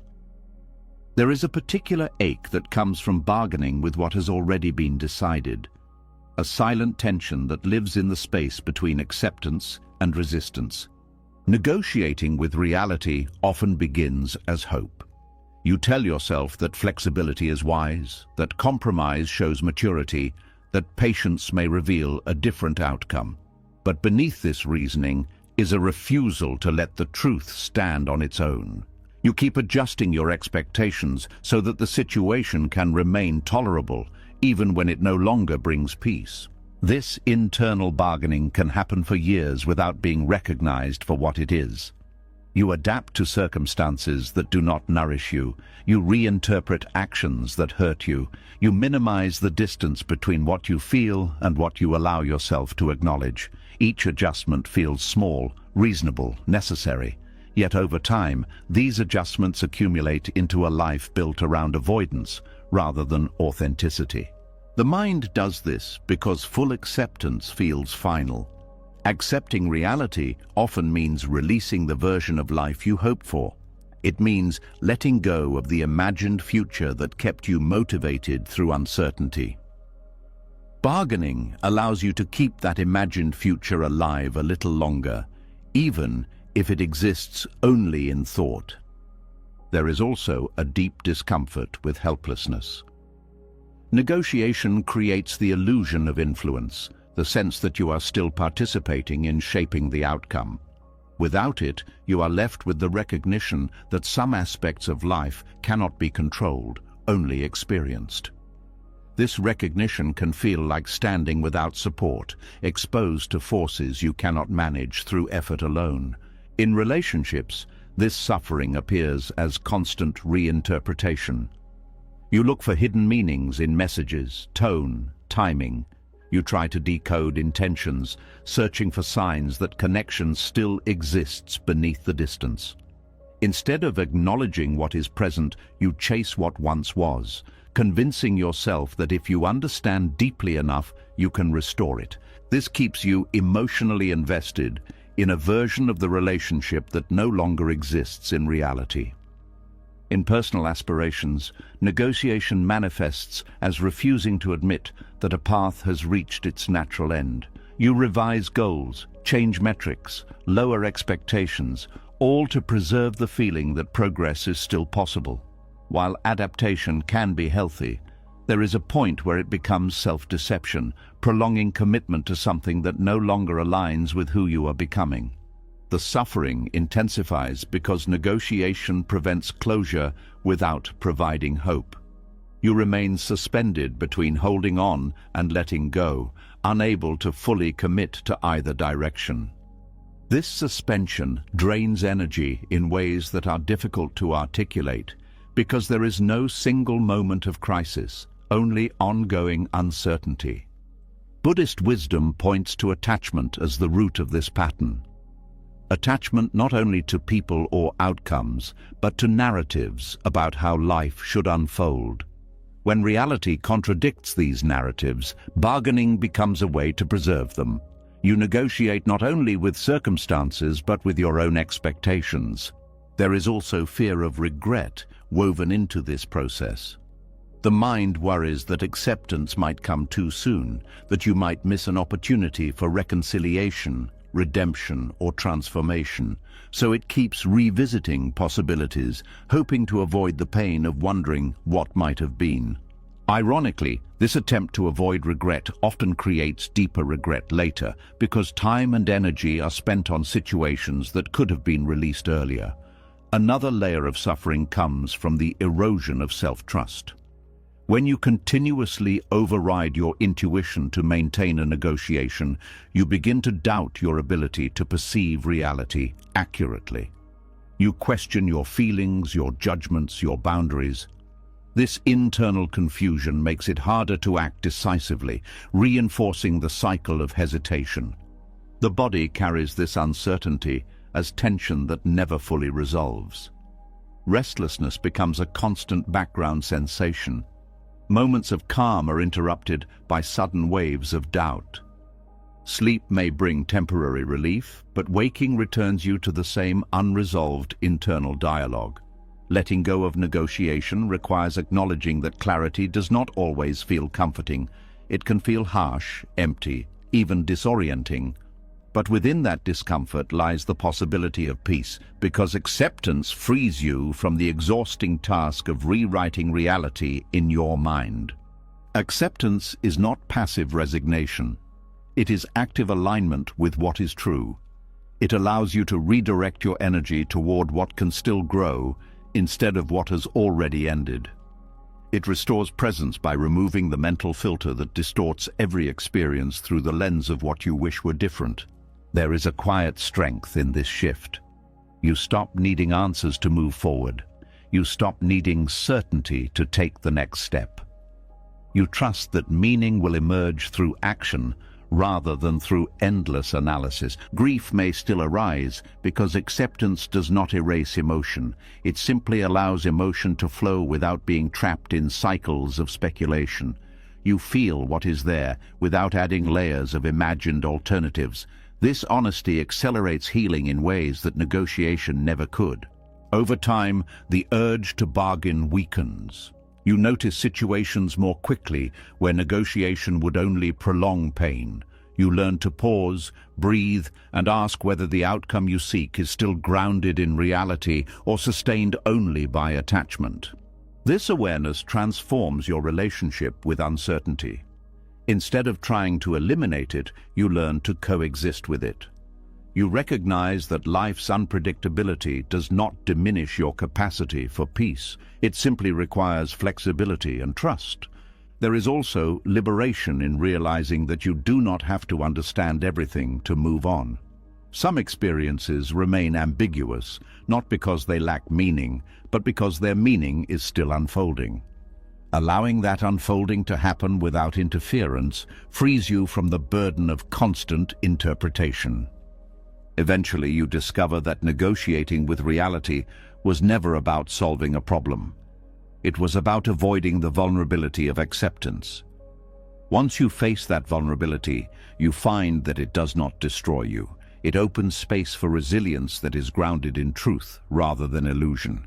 This resilience changes how you engage with future challenges. You become less reactive, more observant, more willing to adapt without losing yourself.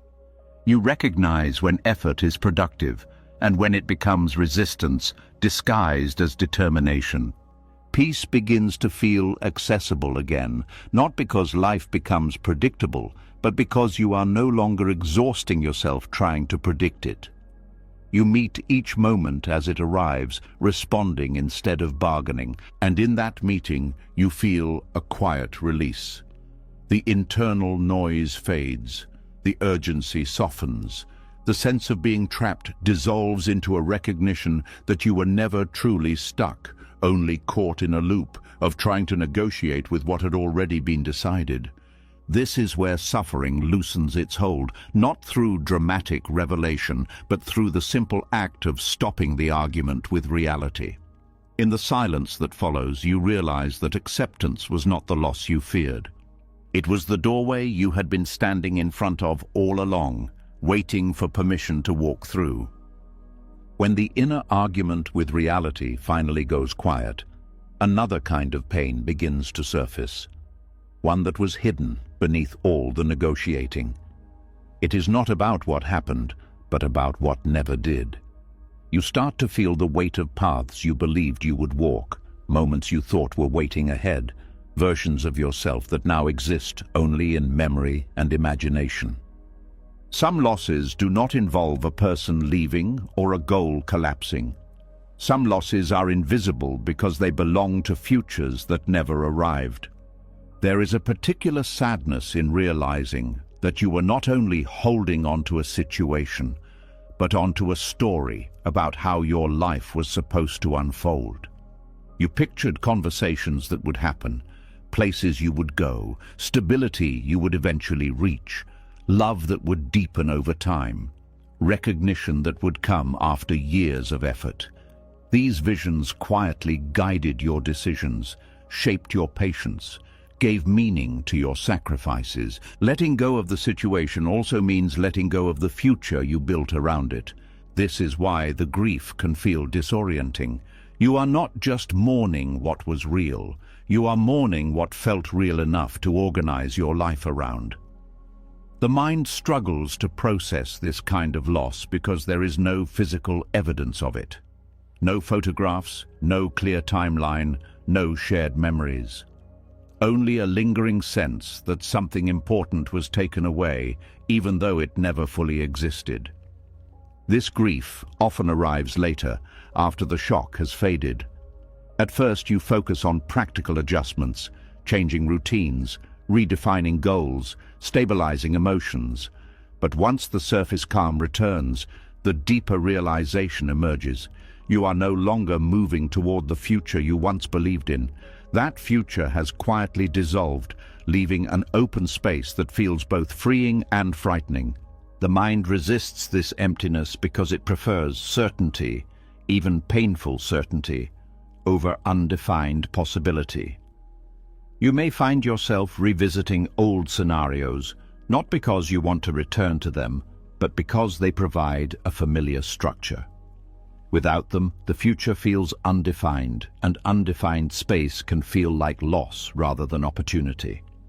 There is also a sense of betrayal that sometimes accompanies this grief. You trusted that your efforts would lead somewhere meaningful. You believed that patience would be rewarded, that dedication would eventually align with fulfillment. When reality moves in a different direction, it can feel as though life itself changed the agreement without warning. This feeling can create anger that has no clear target.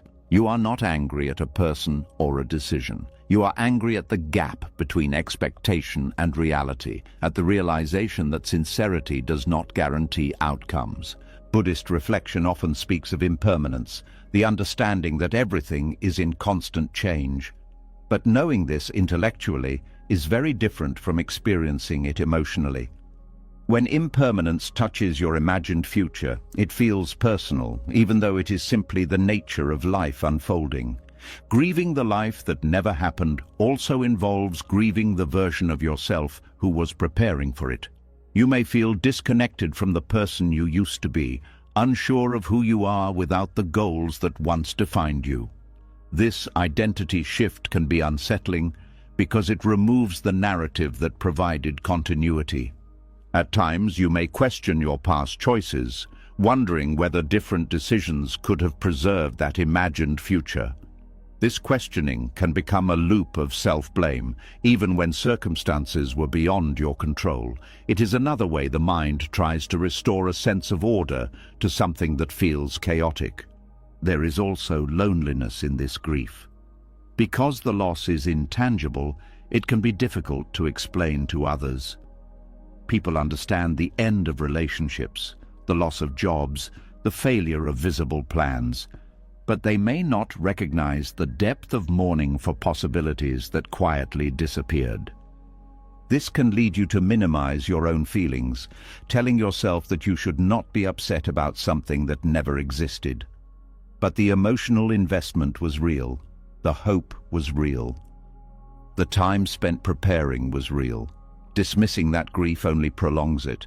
Allowing yourself to feel it without justification becomes an act of compassion toward your own experience. You acknowledge that something meaningful has ended, even if it lived mostly in expectation. Over time, this grief begins to transform. It stops feeling like an open wound and starts feeling like a soft ache, a reminder of how deeply you are capable of caring. You recognize that the imagined future was not wasted energy. It revealed your values, your desires, your capacity for commitment.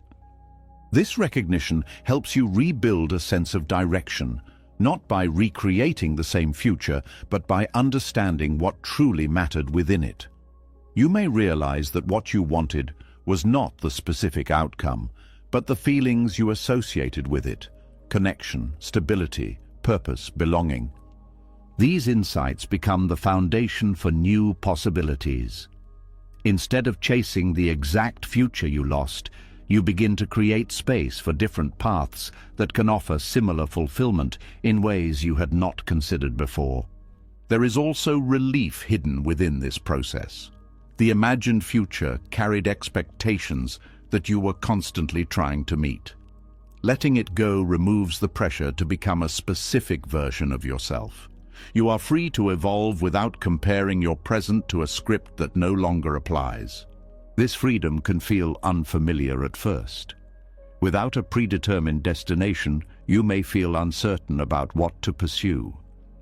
But within that uncertainty lies the opportunity to discover desires that are shaped by who you are now, not by who you thought you needed to be. Gradually, curiosity replaces nostalgia. You start noticing possibilities that were invisible when your focus was fixed on one outcome. Life begins to feel open again, not because the past has been erased, but because it no longer defines the boundaries of your future. There is also gratitude that emerges quietly. Gratitude not for the loss itself, but for the clarity it brought. You see more clearly what you value, what you need, what kind of life feels authentic rather than imposed by expectation. This clarity strengthens your ability to make choices that align with your present self. You become less willing to invest in futures that depend on forcing circumstances or suppressing your intuition. You recognize early signs of misalignment and adjust before attachment grows too strong. Eventually, you realize that grieving the life that never happened is part of learning to live without illusions. It teaches you to appreciate what is real instead of clinging to what might have been. It deepens your presence because you no longer measure the present against an imagined standard. Peace returns not as excitement, but as steadiness. A sense that you can move forward without needing guarantees. That meaning can be created through engagement with what is available, not only through pursuit of what is ideal. And in that steadiness you understand that letting go of imagined futures is not the end of hope. It is the beginning of a more grounded form of hope, one that does not depend on specific outcomes, but on your ability to adapt, to grow, to find beauty in paths you never planned to walk. The grief softens into acceptance, and acceptance opens into quiet resilience. You are still here, life is still unfolding, and the space where that imagined future once lived becomes fertile ground for something new, something not forced, not negotiated, not bound to expectation, but allowed to emerge naturally, in its own time, in its own way. After grieving the life that never happened, something subtle begins to change inside you. The tight grip you once held on expectations starts to loosen, not because you forced it to, but because there is nothing left to hold. In that emptiness, a strange sensation appears. It does not feel like victory, and it does not feel like defeat. It feels like quiet. At first, that quiet can be unsettling. When chaos has been your normal state for so long, peace does not feel natural. It feels unfamiliar, almost suspicious, as if something must be wrong simply because nothing is demanding your attention or draining your energy. You wait for the next disruption, the next emotional storm, the next situation that will pull you back into the intensity you once called life. This is the quiet relief that comes only after surrender. Surrender is often misunderstood as weakness, as giving up, as losing. But in truth, surrender is the moment you stop fighting battles that no longer require your participation. It is the decision to let reality be what it is without trying to reshape it through effort, worry, or control. When you finally stop resisting, your nervous system begins to settle in ways you may not recognize at first. The constant alertness that once felt necessary fades. The tension in your body softens. Thoughts slow down because they no longer have to scan for problems to solve. This shift can feel disorienting because your identity may have been built around managing chaos. If you are used to being the one who fixes everything, who anticipates every outcome, who holds everything together, surrender can feel like stepping away from a role that defined your value. Without that role, you may wonder who you are. You may feel exposed, as if you have lost the armor that protected you from uncertainty. Peace can feel vulnerable because it removes the distractions that once kept deeper emotions at a distance. There is also guilt that sometimes accompanies relief. A quiet question that asks whether you should still be struggling, whether letting go means you did not care enough, whether surrender invalidates the effort you invested. This guilt can pull you back toward old patterns, tempting you to re-engage with problems that are no longer yours to carry. But as you remain in the quiet, something important becomes clear. Relief does not erase love, commitment, or sincerity. It simply releases the suffering that came from trying to control what was never yours to control. You can care deeply without being consumed. You can remember without reliving. You can appreciate without clinging. Chaos often becomes normalized because it creates a sense of purpose. When life is filled with problems, you always know what to focus on. You know where your energy goes, what your role is, how to measure your worth. Peace removes those familiar markers, leaving you with open space that requires a different kind of courage. That courage is the willingness to exist without constant urgency. In this space, you begin to notice small details that chaos once obscured. The way your breath feels when it is not tight. The way time slows down when you are not rushing to prevent something from falling apart. The way simple moments become meaningful when they are not overshadowed by unresolved tension. You may also discover that your body had been holding stress you did not even realize was there. As surrender deepens, waves of fatigue can surface, as if your system is finally allowing itself to rest after a long period of hyperactivity. This is not weakness, it is recovery. Emotions that were suppressed by constant action may also emerge. sadness, relief, gratitude, even unexpected joy. Without chaos to drown them out, these feelings find space to be acknowledged. Allowing them to pass through you without judgment strengthens your ability to remain present. There is also a recalibration of your sense of safety. When chaos was familiar, calm may have felt temporary, something that could disappear at any moment. Over time, as calm persists, your system begins to trust it. You stop scanning for hidden threats. You allow yourself to believe that stability is not an illusion. Relationships shift as well. Without the urgency to fix or control, your interactions become more authentic. You listen without preparing responses. You speak without needing to defend. You allow others to carry their own responsibilities instead of absorbing them into your own emotional landscape. This does not make you distant. It makes you grounded. You are present without being entangled. Surrender also changes how you approach uncertainty. Instead of seeing it as a threat that must be managed, you begin to see it as space for possibility. You recognize that not knowing does not equal danger. It simply means life is still unfolding. This perspective allows you to engage with opportunities more freely. You are no longer constrained by the need to maintain control. You explore without the pressure to guarantee outcomes. You trust that your capacity to adapt is more reliable than your ability to predict. Over time, peace stops feeling unfamiliar. It becomes your baseline instead of chaos. You notice when tension begins to creep back in, and instead of fighting it, you return to surrender. You release the urge to fix everything immediately. You allow situations to evolve without constant interference. There is wisdom in recognizing that not every discomfort requires action. Some require patience, some require distance, some resolve themselves when given time and space. The quiet relief after surrender also deepens your compassion. Having experienced the exhaustion of resistance, you become more understanding of others who are still caught in it. You offer support without trying to rescue. You respect their process while protecting your own stability. Eventually, you realize that surrender did not diminish you. It revealed your resilience. It showed that your strength was never in how much you could endure, but in your ability to release what no longer served your well-being. Peace becomes less about external circumstances and more about internal alignment. Even when challenges arise, you approach them from a place of steadiness rather than panic. You respond instead of react.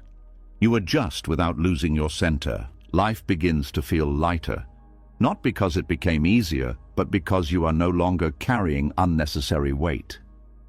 You move through experiences with a sense of flow rather than force. You allow endings to be endings and beginnings to unfold naturally. There is also gratitude for the journey that led you here, not gratitude for the pain itself, but for the awareness it created.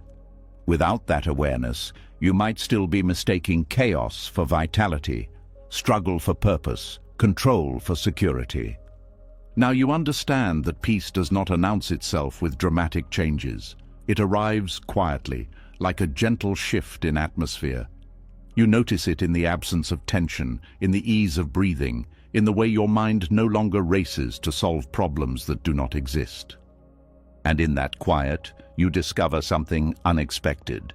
You are not empty without chaos. You are open to experiences that do not require force, to relationships that do not demand constant effort, to a life that grows through alignment rather than pressure. The relief you feel is not the end of your story. It is the beginning of living without resistance. Surrender did not take anything from you that was truly yours. It only returned you to yourself. As peace slowly becomes familiar instead of suspicious, another habit reveals itself beneath the surface. Even after surrender, part of the mind still searches for guarantees. It wants reassurance that the calm will last, that the path ahead will not collapse, that the relief you feel is not temporary. So it begins to look for proof. Proof that you made the right decision. Proof that letting go was justified. Proof that what is meant for you will actually arrive. But life rarely provides this kind of certainty in advance. There is a quiet tension in needing evidence before allowing yourself to trust. You hold back from fully stepping into the present because you are still scanning the horizon for signs that it is safe to relax. This vigilance can feel responsible, even wise, yet it keeps you suspended between surrender and control. The need for proof often comes from past experiences where trust was broken or outcomes were unpredictable. The mind learned that certainty felt safer than openness. So now, even in calm moments, it continues searching for data, signals, confirmation that nothing will disrupt the peace you have just begun to experience. This search for certainty can subtly block life from unfolding naturally. When you chase proof, you are constantly evaluating whether things are progressing according to expectation. You measure conversations, opportunities, emotions, looking for validation that you are moving in the right direction. Instead of participating fully in the experience, part of you remains outside of it, analyzing. This creates distance between you and the present moment. Trust, in contrast, requires participation without guarantees. It asks you to move forward without knowing exactly how things will resolve. This can feel risky because it removes the illusion of control that proof provides. Yet it also allows experiences to develop without being constrained by your need for immediate clarity. In relationships, chasing proof often appears as seeking constant reassurance. You look for signs that connection is secure, that intentions are genuine, that commitment will not disappear unexpectedly. While communication is important, excessive need for reassurance can create pressure that disrupts the natural rhythm of connection. Instead of allowing trust to grow gradually, you try to accelerate it through verification. This urgency can push others away, not because they lack sincerity, but because they feel monitored rather than appreciated. Trust thrives in space, not in constant examination. When you stop testing it, it has room to deepen on its own.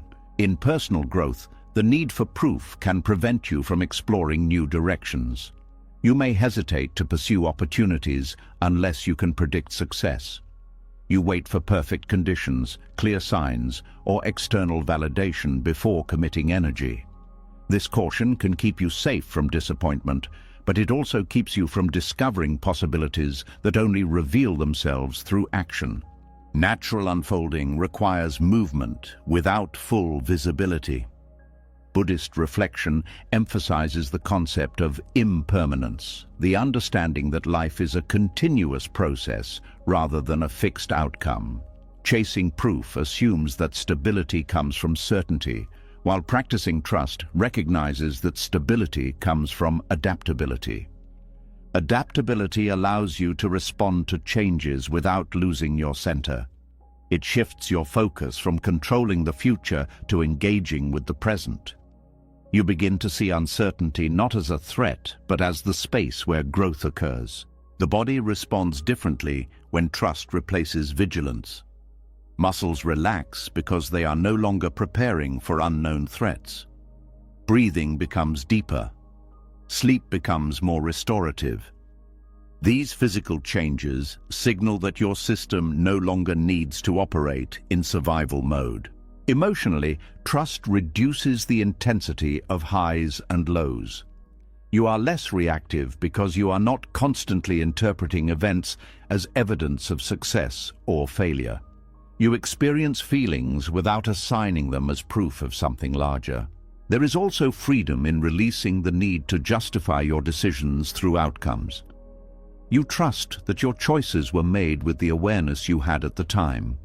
Whether they lead to immediate success or unexpected redirection, they contribute to your understanding of yourself and the world.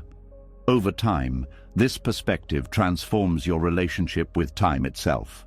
You stop rushing for answers. You allow processes to mature at their own pace. You recognize that clarity often arrives after experience, not before it. This patience creates a different kind of confidence, not confidence that everything will go as planned, but confidence that you can handle whatever emerges. You trust your resilience more than your predictions. Trust also reconnects you with intuition. When you are not preoccupied with external proof, you can hear the quieter signals within you, a sense of alignment or discomfort that does not require logical explanation. Acting on these signals strengthens your sense of authenticity. There is also humility in accepting that you do not need to know everything in advance. You allow life to surprise you, to teach you through experience rather than through certainty. This openness brings a sense of wonder that certainty often eliminates. As trust deepens, you become less attached to specific outcomes. You focus on the quality of your actions rather than the results they produce.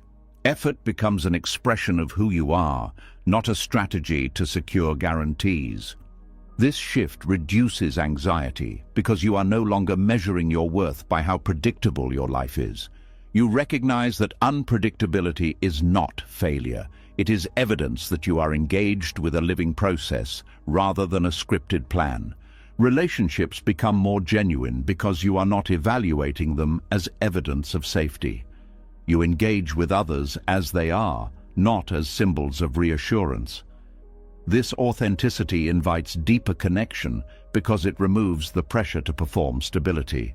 Even challenges feel different when trust replaces the need for proof. Instead of seeing them as signs that something is wrong, you see them as part of the unfolding process. You respond with curiosity instead of panic, with adaptability instead of resistance. There is also relief in not having to control every variable. You conserve energy that was once spent on constant monitoring. This energy becomes available for creativity, presence, and appreciation of simple moments that were previously overshadowed by worry. Eventually, trust becomes less of a practice and more of a state of being. You move through life with a quiet confidence that does not depend on certainty. You make decisions based on alignment rather than fear. You allow experiences to shape you instead of trying to shape them prematurely. Peace deepens because it is no longer fragile. It does not depend on proof that everything will remain stable. It comes from knowing that stability exists within you, not in external conditions. In this state, life feels less like a problem to solve and more like a path to walk. You step forward without needing to see the entire journey. You trust that each step will reveal the next. And in that movement you realize that certainty was never the source of peace. Trust was. Not blind trust, not naive optimism, but grounded trust in your ability to navigate whatever unfolds. Trust that what is meant to stay will stay without force. Trust that what leaves creates space for something more aligned. When you stop chasing proof, you stop delaying your life. You begin living it. Not as a series of verified outcomes, but as an unfolding experience that does not need to be controlled to be meaningful. And in that unfolding, you find a freedom that certainty could never provide. A quiet assurance that you are supported by something deeper than prediction. The future no longer needs to be proven before you allow yourself to meet it. You meet it with trust. As trust begins to replace the need for constant proof, awareness becomes sharper in a different way. You stop scanning the outside world for signs and start noticing the signals that were always present within you. Not dramatic warnings, not loud alarms, but quiet physical responses that speak long before the mind forms clear thoughts. A heaviness in the chest that appears without explanation. A fatigue that sleep does not fix. A subtle unease that follows you even when nothing seems wrong on the surface. For a long time, you may have ignored these signals or labeled them as weakness, stress, or overthinking. You may have pushed through them because persistence was praised and discomfort was seen as something to conquer. But as you become more aligned with yourself, a new understanding emerges. Your body was never trying to stop you, it was trying to guide you. There is a deep intelligence in the body that does not rely on logic or language. It responds to environments, people, and situations through sensation. When something is not meant for you, the body often knows before the mind is willing to accept it. It tightens, withdraws, resists. Not out of fear, but out of protection. Tension is one of the clearest signals.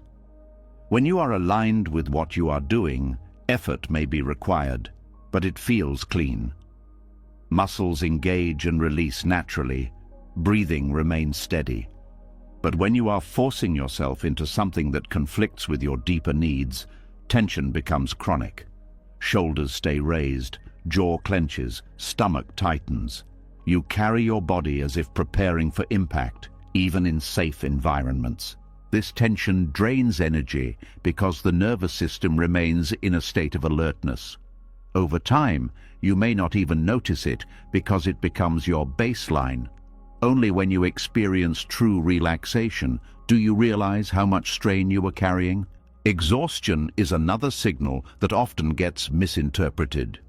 It is not just physical tiredness from activity. It is a depletion that persists even after rest. You wake up already drained, as if your energy was spent during the night.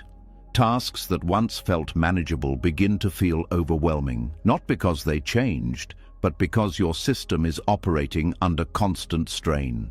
This kind of exhaustion is not laziness. It is the body's way of saying that something in your life is misaligned. Continuing to push through it without reflection only deepens the depletion. Unease can be even more subtle, a background discomfort that has no obvious cause. You may feel restless in situations that appear stable, or uneasy around people who seem kind on the surface. The mind often dismisses this feeling because it lacks concrete evidence, but the body is responding to nuances that logic cannot easily capture. Learning to trust these sensations requires patience because they do not come with explanations. They simply arise, asking to be noticed rather than analyzed. There is also a cultural conditioning that teaches people to override bodily signals. Productivity is prioritized over well-being. Endurance is celebrated more than sensitivity. This conditioning encourages you to treat discomfort as an obstacle to overcome, rather than as information to consider. Over time, ignoring these signals weakens your connection to yourself. You become dependent on external feedback to determine whether something is right or wrong, even though your body has been offering guidance all along.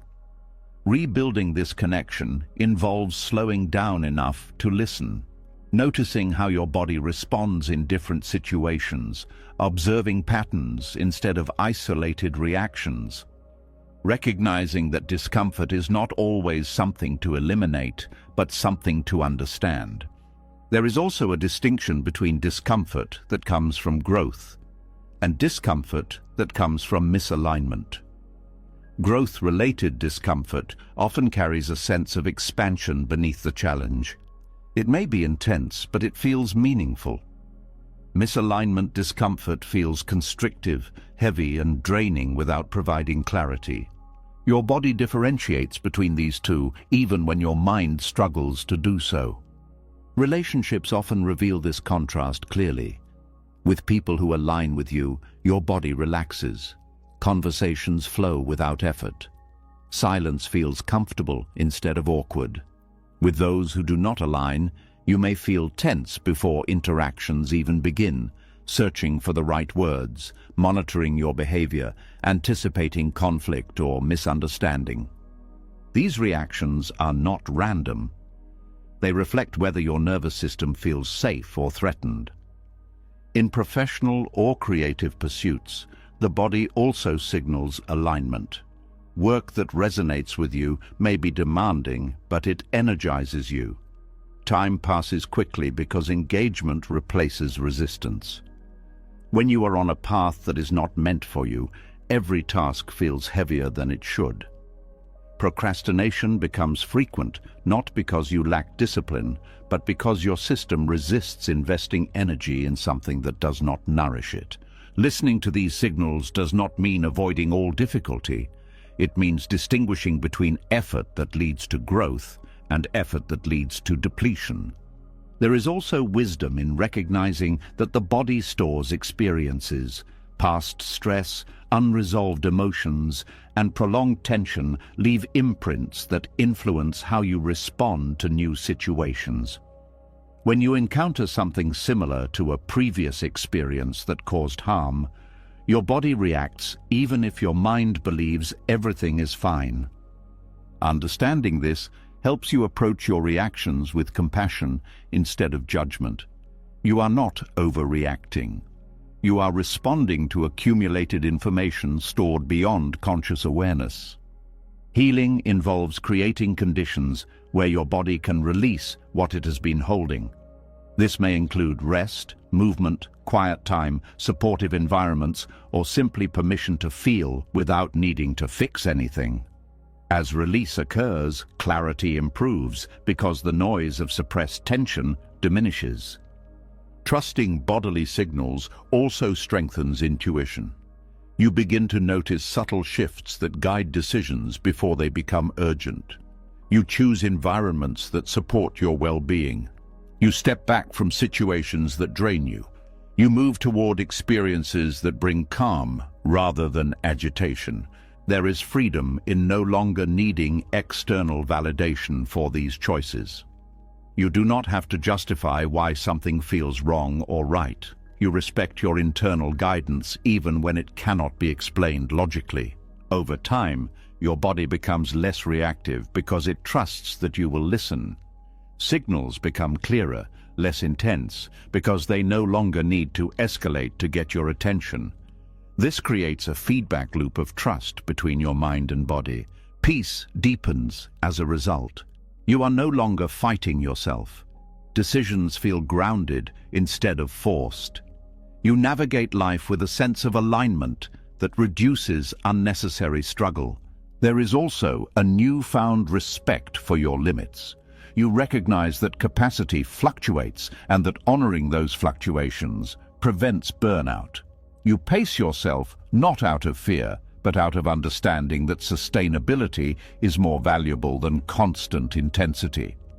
This perspective changes how you define strength.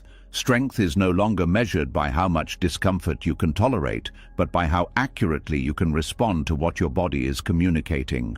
You become less likely to stay in situations that require you to suppress your instincts. You prioritize environments that allow you to feel at ease. You seek relationships where you do not have to defend your boundaries constantly. Life becomes quieter in a nourishing way. Not empty, not dull, but balanced. You experience engagement without overload, connection without depletion, purpose without pressure. And in that balance, you realize that your body was never an obstacle to overcome. It was a compass, pointing you toward what supports your growth and away from what diminishes it, offering guidance that does not depend on external approval, helping you navigate complexity through sensation rather than constant analysis. When you honor that guidance, you move through life with greater ease. You trust your responses.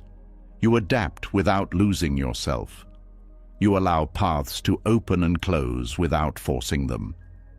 This is where wisdom becomes embodied rather than theoretical, not something you think about, but something you feel and live through daily choices. Your body becomes an ally instead of a burden, and as you listen more closely, you discover that alignment does not shout, it whispers. Through tension that asks for release, through exhaustion that asks for rest, through unease that asks for attention. Signals that were never meant to limit you, only to lead you back to what is truly yours. As you begin to trust the quiet intelligence of your body, another pattern becomes impossible to ignore. You notice that the moments of greatest tension were not only about misalignment, but about resistance. A refusal to loosen your grip, even when holding on was clearly exhausting you. There is a strange comfort in holding on, even when it hurts. not because the situation feels good, but because letting go would drop you into the unknown. And the unknown feels more threatening than familiar discomfort. So you tighten your grip, convincing yourself that persistence is strength, that control is safety, that if you just try harder, the outcome will bend in your favor.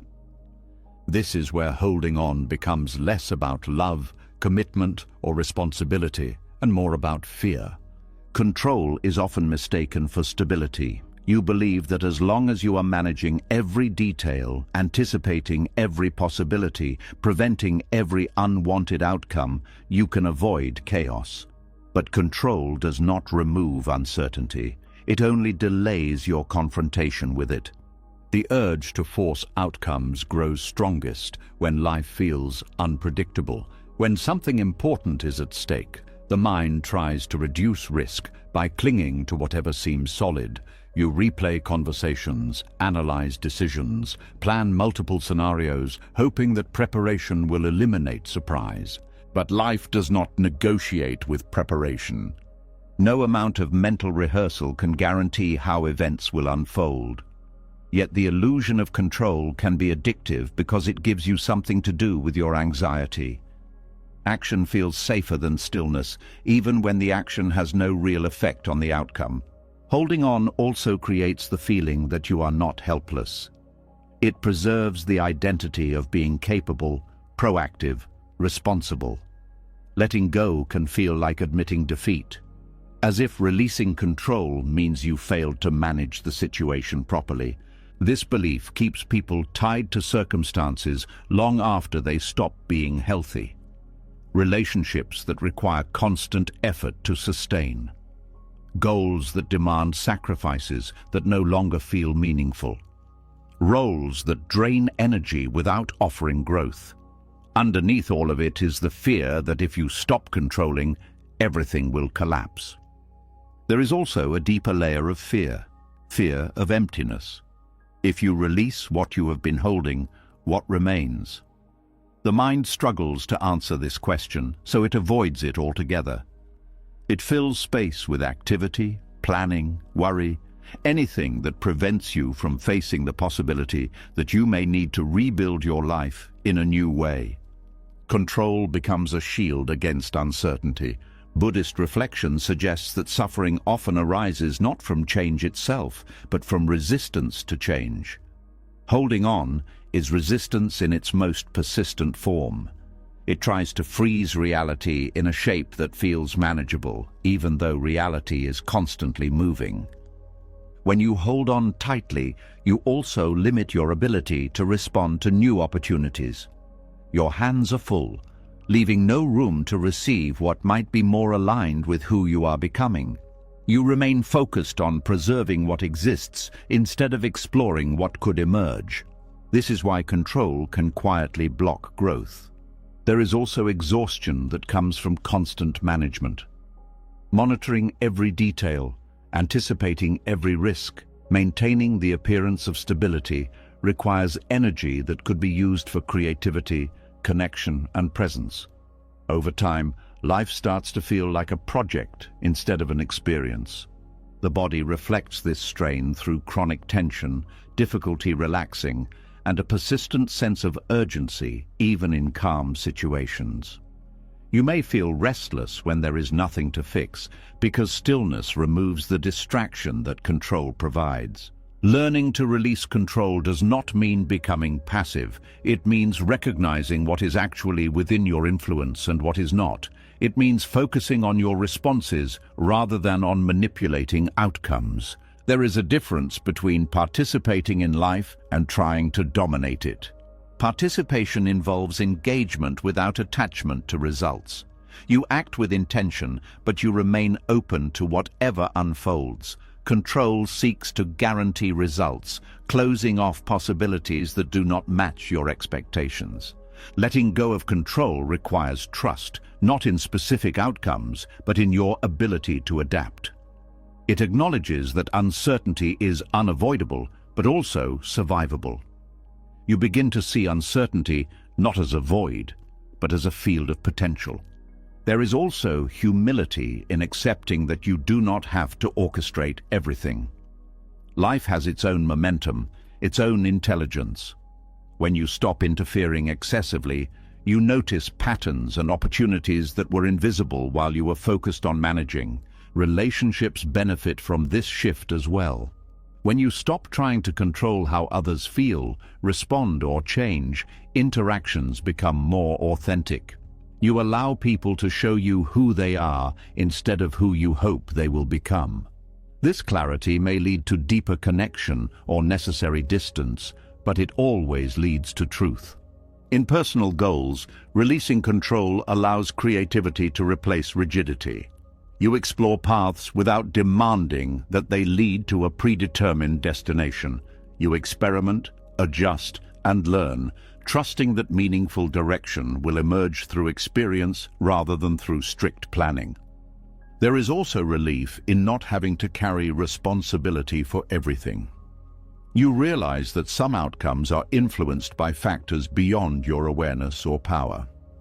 Accepting this reduces the pressure to perform perfectly, opening space for self-compassion. As control loosens, you may feel vulnerable at first. Without the constant effort to manage, you face uncertainty directly. But within that vulnerability is resilience. You discover that you can navigate unpredictability without collapsing. This discovery builds a deeper form of confidence in your capacity to respond rather than in your ability to prevent. You become flexible instead of rigid, attentive instead of anxious. Over time, you notice that life feels lighter. Decisions become simpler because they are guided by alignment rather than fear. You stop trying to force situations into shapes that no longer fit. You allow endings to happen without turning them into personal failures. There is also a growing appreciation for the present moment. Without the distraction of constant planning and worry, you experience life as it is happening. Ordinary moments gain richness because your attention is no longer divided. Peace becomes sustainable because it does not depend on maintaining control. It arises from acceptance of uncertainty as part of existence. You trust that stability comes from within, not from perfect circumstances. Eventually, holding on loses its appeal. You see it for what it was, an attempt to protect yourself from fear. And you recognize that protection built on resistance only prolongs discomfort.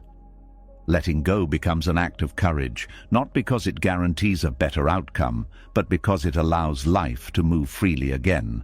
You stop blocking the flow with expectations and demands. You step aside and let experiences unfold.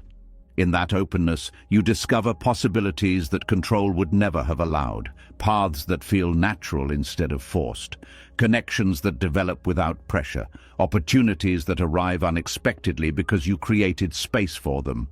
You realize that uncertainty was never the enemy. It was the doorway, a doorway to a life that does not require constant defense, a life that grows through trust rather than force. And as you walk through it, you feel something you may not have felt in a long time. Freedom. Not the freedom of having everything figured out, but the freedom of not needing to. The freedom of allowing life to be dynamic, unpredictable, alive. The freedom of knowing that you can meet whatever comes without tightening your grip again. Holding on was never the source of safety. It was the barrier to peace. When the grip of control finally loosens, something unexpected happens. You begin to see that many of the outcomes you fought hardest to secure were not the ones that would have brought you peace. What once felt like loss starts to reveal itself as redirection. Doors that closed without explanation now look less like rejection and more like protection. Yet disappointment still lingers, heavy and quiet, because unmet expectations leave an empty space where certainty used to live. Disappointment has a way of slowing time. The moment you realize that something you hoped for will not happen, the future you were leaning toward collapses, and you are left standing in the present without a clear path forward.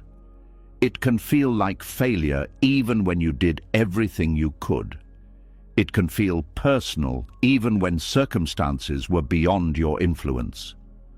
There is a sharp sting in recognizing that effort does not always translate into outcomes. But beneath that sting, there is also freedom that is easy to miss. Expectations act like invisible walls. They define what success looks like, what happiness should feel like, what direction life must take to be considered meaningful. When those expectations break, the walls break with them. At first, this feels like chaos. Without the structure of expectation, you may feel lost, unsure of what to pursue or who you are becoming. Yet that same loss of structure creates space for possibilities that did not fit inside the original plan. Space for experiences that were previously dismissed because they did not align with what you thought you wanted. Space for a version of life that reflects who you are now, rather than who you believed you needed to be. Disappointment often reveals attachments you did not realize you had. You may have been attached not only to a goal, but to the identity that came with achieving it. To the story you would tell about yourself, to the recognition you hoped to receive, to the sense of completion you believed it would bring. When that outcome disappears, you are invited to redefine yourself without relying on external validation. This process can feel disorienting because it removes familiar markers of progress. You can no longer measure your worth by proximity to a specific outcome. Instead, you must explore what genuinely fulfills you, independent of expectation. There is also a quiet relief in no longer having to maintain a path that no longer felt authentic. Even if the disappointment is painful, it may also release you from pressure that you had normalized. You may notice that your body relaxes in ways you did not expect, that your mind feels less crowded, that your energy begins to return. This relief is not betrayal of your past hopes. It is evidence that something within you recognized the misalignment before your mind did. Disappointment also refines your understanding of what truly matters. When superficial desires fall away, deeper values become clearer. You may realize that what you wanted was not the specific outcome, but the feelings associated with it: belonging, purpose, stability, connection. With this awareness, you can pursue those feelings through different paths that align more closely with your current self. There is also humility in accepting that you do not always know what is best for you. Life's redirections often reveal opportunities that could not have been planned. Encounters that shift your perspective, experiences that expand your capacity for empathy, challenges that strengthen resilience in ways success never could. Over time, you begin to trust that disappointment is not the end of the story. It is a turning point, a recalibration that guides you towards something more fitting. You stop interpreting setbacks as proof of inadequacy and start seeing them as information. Information about where your energy is better invested. Relationships can also transform through disappointment. You learn to appreciate those who remain present without conditions. You release connections that depended on roles you no longer play. You become more selective, not out of fear, but out of respect for your own well-being. Creativity often flourishes in this space as well. Without the pressure to meet specific expectations, you explore ideas more freely. You experiment without fear of failure, because you have already experienced disappointment and survived it. This freedom allows authentic expression to emerge. There is also a deepening of compassion. Having faced unmet expectations, you become more understanding of others navigating similar experiences. You offer support without trying to fix them, knowing that each person must find their own meaning within disappointment. Your relationship with time changes too. Instead of rushing toward outcomes, you become attentive to the present. You notice small shifts, subtle opportunities, quiet joys that were previously overshadowed by the urgency to achieve. Life begins to feel less like a race and more like a journey of discovery. Eventually, you recognize that disappointment did not strip you of possibility. It stripped you of illusion. It removed the narrative that limited your vision and replaced it with openness. This openness allows you to build a future that is not constrained by past expectations. You create goals that reflect growth rather than obligation. You pursue experiences that resonate rather than impress. There is also a sense of liberation in not needing everything to work out perfectly. You accept that unpredictability is part of living fully. You become resilient not because you avoid disappointment, but because you know it does not define you. Peace returns in a quieter form, not as excitement about a specific outcome, but as confidence in your ability to navigate whatever arises. You trust that meaning will continue to emerge even when plans change. And in that trust, disappointment transforms from an obstacle into a guide. It points you away from what does not fit and toward what does, even if the direction is unclear at first. It invites you to release attachments that limit your growth. It encourages you to explore without needing guarantees. You realize that some of the most meaningful parts of your life began as unexpected detours. Paths you would never have chosen deliberately, but now cannot imagine living without. Disappointment becomes less frightening because you see its hidden generosity. It makes room for authenticity. It challenges you to define success on your own terms. It teaches you that fulfillment is not found in achieving every desire, but in aligning with what genuinely supports your well-being. Freedom emerges not from having everything you wanted, but from discovering that you do not need everything you once believed you did. And as you move forward with this awareness, life feels less constrained by expectation and more guided by intuition. You follow what feels alive instead of what looks impressive. You measure progress by inner peace rather than external milestones. The future becomes something you meet with curiosity instead of pressure. Disappointment did not close your path. It opened a different one, a path that was hidden behind the illusion of certainty, waiting for you to release what no longer served you so you could finally step into what does. As disappointment softens into clarity, another realization quietly rises to the surface. You begin to notice that some things did not fall apart because you failed to hold them together. They faded because they no longer belonged to the person you were becoming. What once felt necessary for your happiness now feels distant, almost unfamiliar, as if it belonged to a different lifetime.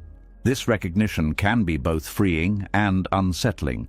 There is a quiet ache in admitting that something you once depended on no longer fits.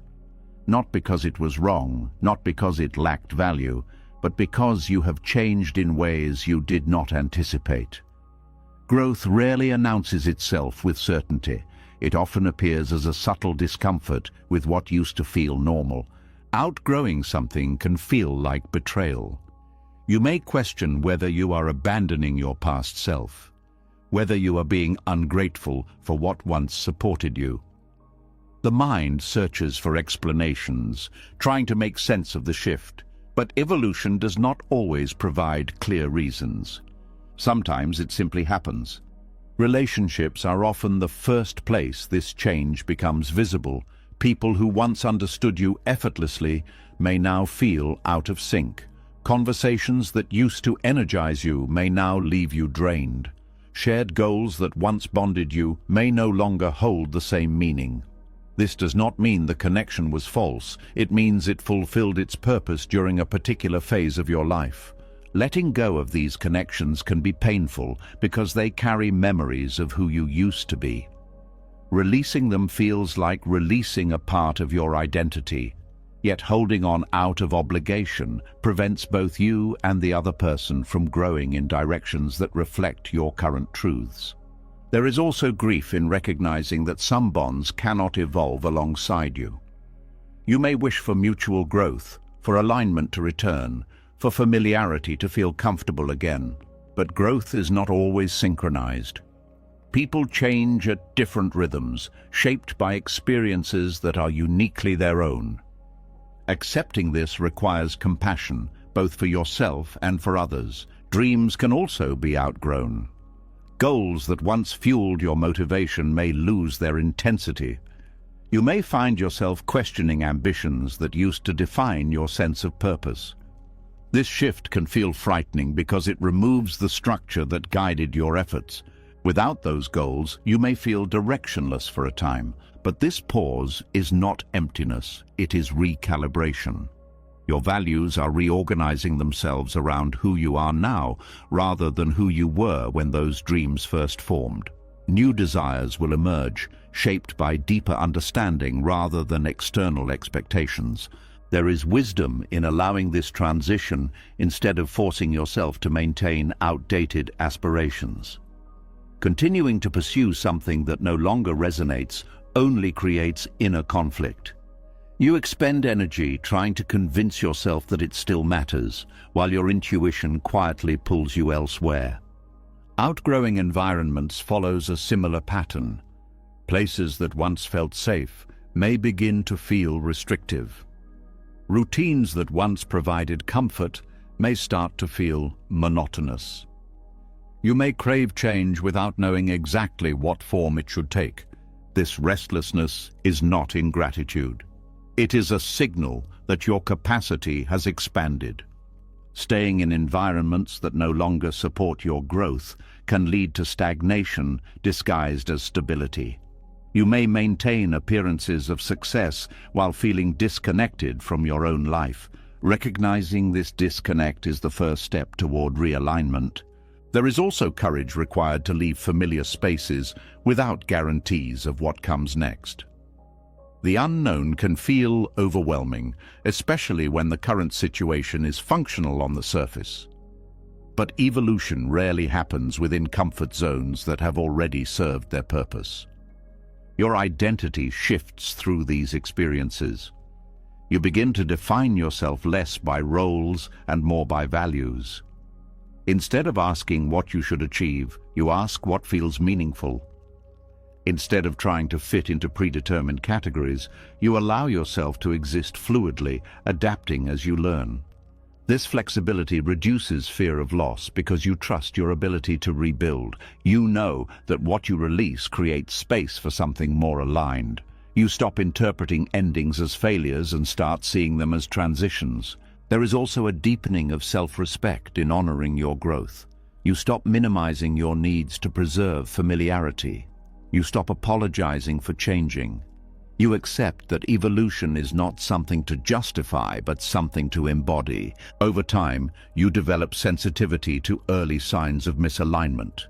You notice when something begins to feel forced instead of natural. You adjust before resentment accumulates. This responsiveness prevents prolonged suffering and allows smoother transitions. Outgrowing also brings gratitude. You appreciate what each phase of your life contributed, even if it no longer belongs to your present. You recognize that without those experiences, you would not have developed the awareness that now guides you. Gratitude softens the pain of letting go. It transforms loss into appreciation, allowing you to carry the essence of what mattered without clinging to its physical form. Your relationship with time changes as well. You stop measuring progress by permanence. Instead of expecting things to last indefinitely, you value their impact while they are present. You understand that impermanence does not diminish significance. There is also freedom in no longer needing everything to remain the same. Change becomes less threatening because you trust your ability to adapt. You engage with life dynamically, responding to shifts rather than resisting them. Peace emerges from this acceptance. You no longer feel compelled to preserve versions of yourself that have expired. You allow your identity to evolve naturally, guided by curiosity rather than fear. Relationships that align with your growth feel lighter. Interactions become mutual rather than obligatory.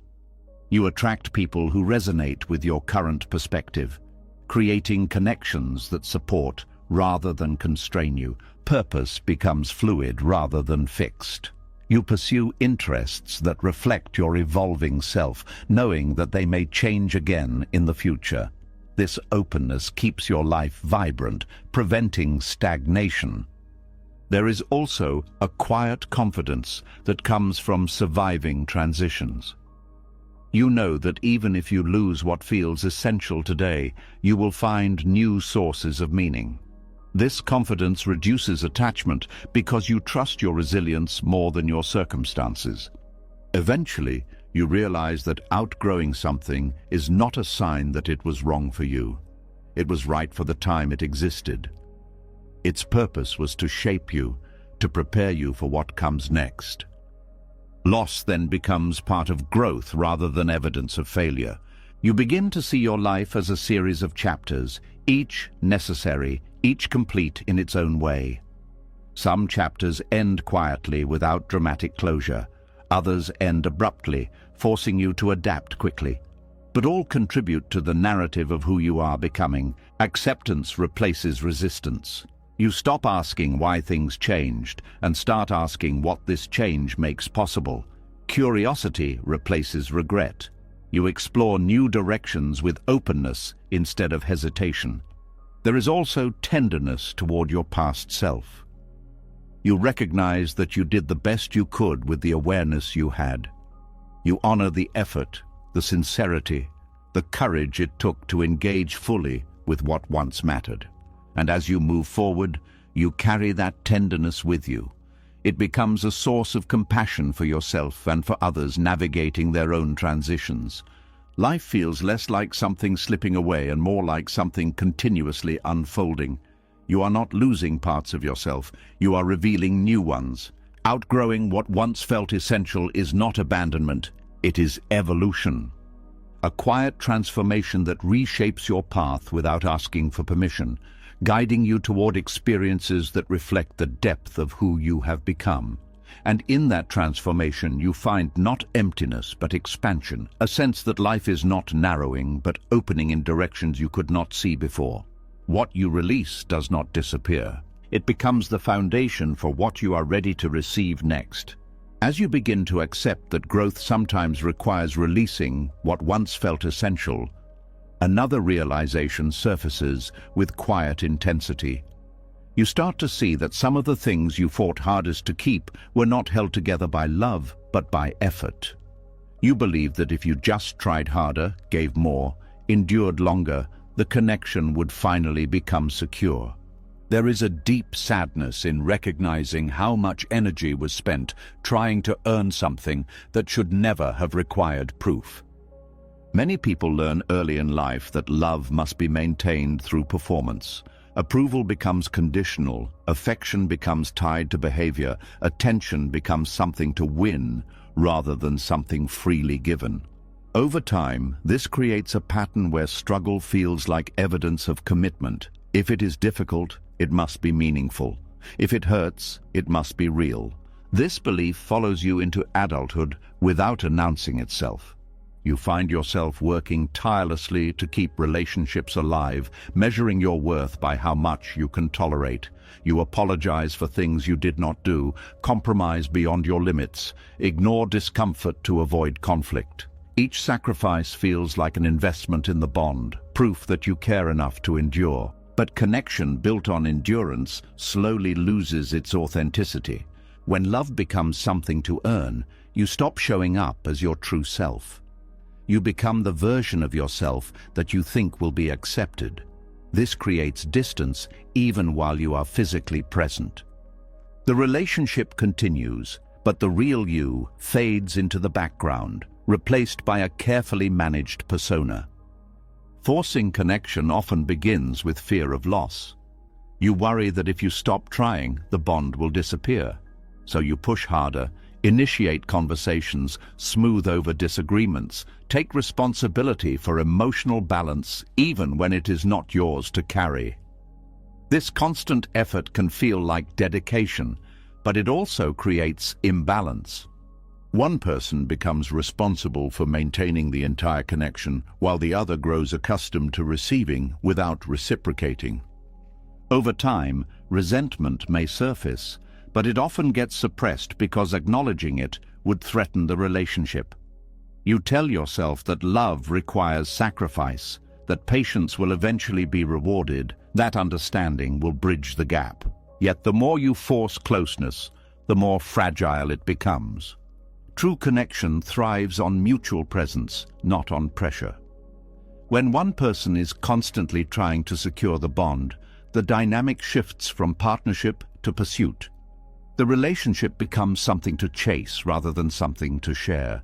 This pursuit creates anxiety because it never feels complete.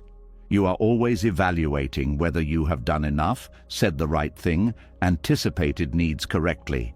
Instead of enjoying the connection, you are managing it. Buddhist reflection suggests that attachment can distort love into grasping. Instead of appreciating the other person as they are, you cling to the idea of what the relationship should be. This grasping generates tension that both people feel, even if they cannot articulate it. There is also a loss of spontaneity. Interactions become calculated, driven by the goal of preserving the bond rather than by genuine expression. You hesitate to speak honestly for fear of creating distance. You prioritize harmony over authenticity, believing that conflict will destroy what you have. But suppressed truth eventually surfaces in indirect ways, through emotional withdrawal, passive frustration, or exhaustion that cannot be explained. Forcing connection also erodes self-trust. You begin to doubt your perceptions, convincing yourself that discomfort is normal, that your needs are excessive, that asking for reciprocity is unreasonable. This internal conflict weakens your sense of identity, making it harder to recognize when the relationship is no longer healthy. There is also a paradox in trying to earn love through struggle. The more you give without receiving, the less valued your efforts may become. What once required appreciation becomes expected. Your sacrifices fade into the background, leaving you feeling invisible despite your constant presence. Letting go of this pattern requires redefining what love means. Love is not proven by how much pain you can endure. It is reflected in how safe you feel being yourself. It grows through mutual care, not through one-sided persistence. Releasing the need to earn love can feel terrifying because it removes the strategies you relied on for security. Without those strategies, you face the possibility that some connections may not survive. But those that do survive become stronger because they are based on authenticity rather than obligation. There is also liberation in allowing relationships to evolve naturally. You stop forcing conversations, explanations, or closeness. You give space for both people to show up willingly. This space reveals whether the connection has genuine depth or was sustained primarily by effort. When love is mutual, it does not require constant maintenance. It adjusts, forgives, reconnects without needing to be chased. It allows both people to grow individually while remaining connected. Your relationship with yourself changes as well. You begin to treat your own needs with respect instead of viewing them as obstacles to harmony. You set boundaries not to create distance, but to preserve well-being. You understand that saying no to what diminishes you is a way of saying yes to what supports you. This self-respect becomes a foundation for healthier connections. You attract people who appreciate your authenticity rather than your compliance. Interactions feel lighter because they are not driven by fear of loss. There is also healing in recognizing that love should not feel like constant work. Effort may be required at times, especially during challenges, but the overall experience should include ease, joy, and mutual support. When struggle dominates, it is a signal that something is misaligned. Over time, you become more sensitive to the difference between effort that nurtures connection and effort that compensates for its absence. You invest in relationships that reciprocate naturally and release those that rely on your endurance alone. Compassion emerges for your past self who believed that struggle was necessary. You understand that you were trying to protect yourself from abandonment using the tools you had at the time. This compassion allows you to move forward without bitterness. Peace replaces urgency. You no longer feel compelled to secure every bond. You trust that what is meant to stay will stay without constant reinforcement. This trust creates space for deeper intimacy because it removes the pressure to perform. Love becomes something you experience rather than something you chase. It flows through shared presence, honest communication, and mutual respect. It does not demand that you diminish yourself to preserve it, and in that realization, the illusion dissolves. You see clearly that forcing connection does not strengthen love, it weakens it, because love cannot grow where authenticity is suppressed and effort replaces sincerity. It requires openness, vulnerability, and freedom to exist without manipulation. As you step away from the need to earn love through struggle, you discover a quieter form of connection, one that feels natural instead of exhausting, secure instead of fragile, supportive instead of demanding. You realize that the most meaningful bonds are not built through endurance, they are built through presence. And presence cannot be forced. It can only be offered and received freely, without conditions, without fear, without the belief that you must prove your worth to deserve it. When you stop forcing connection and release the need to earn love through struggle, a quiet emptiness often follows. The effort that once filled your days disappears, and with it goes the sense of urgency that made you feel occupied. What remains is a space that feels unfamiliar, almost weightless, as if something essential is missing, even though you chose to let it go. There is a strange discomfort in having nothing to fix, nothing to chase, nothing demanding your attention. This is the space where many people rush to fill the silence. They reach for distractions, new goals, new relationships, new commitments, anything that prevents them from feeling the absence of what used to be there. Replacement feels safer than stillness because it restores movement and purpose quickly. But sometimes growth asks you to sit in the pause. Letting go without replacing is one of the most challenging experiences because it removes all the structures that once defined your direction. You are no longer attached to what you released, yet you have not discovered what will take its place. The future feels open but undefined, and the mind struggles with that uncertainty. In this in-between space, identity can feel fragile. You may wonder who you are without the roles, routines, or connections that shaped your daily life. Without those reference points, you are invited to encounter yourself directly, without filters or distractions. This encounter can be unsettling because it exposes emotions that were hidden by constant activity. Sadness may surface, not as sharp pain, but as a quiet heaviness. Restlessness may appear, urging you to move even when there is nowhere specific to go. Doubt may whisper that you made a mistake, that you should return to what was familiar simply to escape the uncertainty. Yet within this discomfort lies transformation. The absence of immediate replacement allows deeper healing to occur. When you do not rush to fill the void, you give yourself time to process what has ended. You allow memories to settle into understanding rather than being pushed aside by new distractions. You create space for insight to emerge naturally. There is also a recalibration of your nervous system. After long periods of intensity, the body needs time to adjust to calm. The silence may feel loud at first because you are not used to operating without pressure. Over time, this calm becomes grounding rather than unsettling. In this space, you begin to notice subtle changes in perception.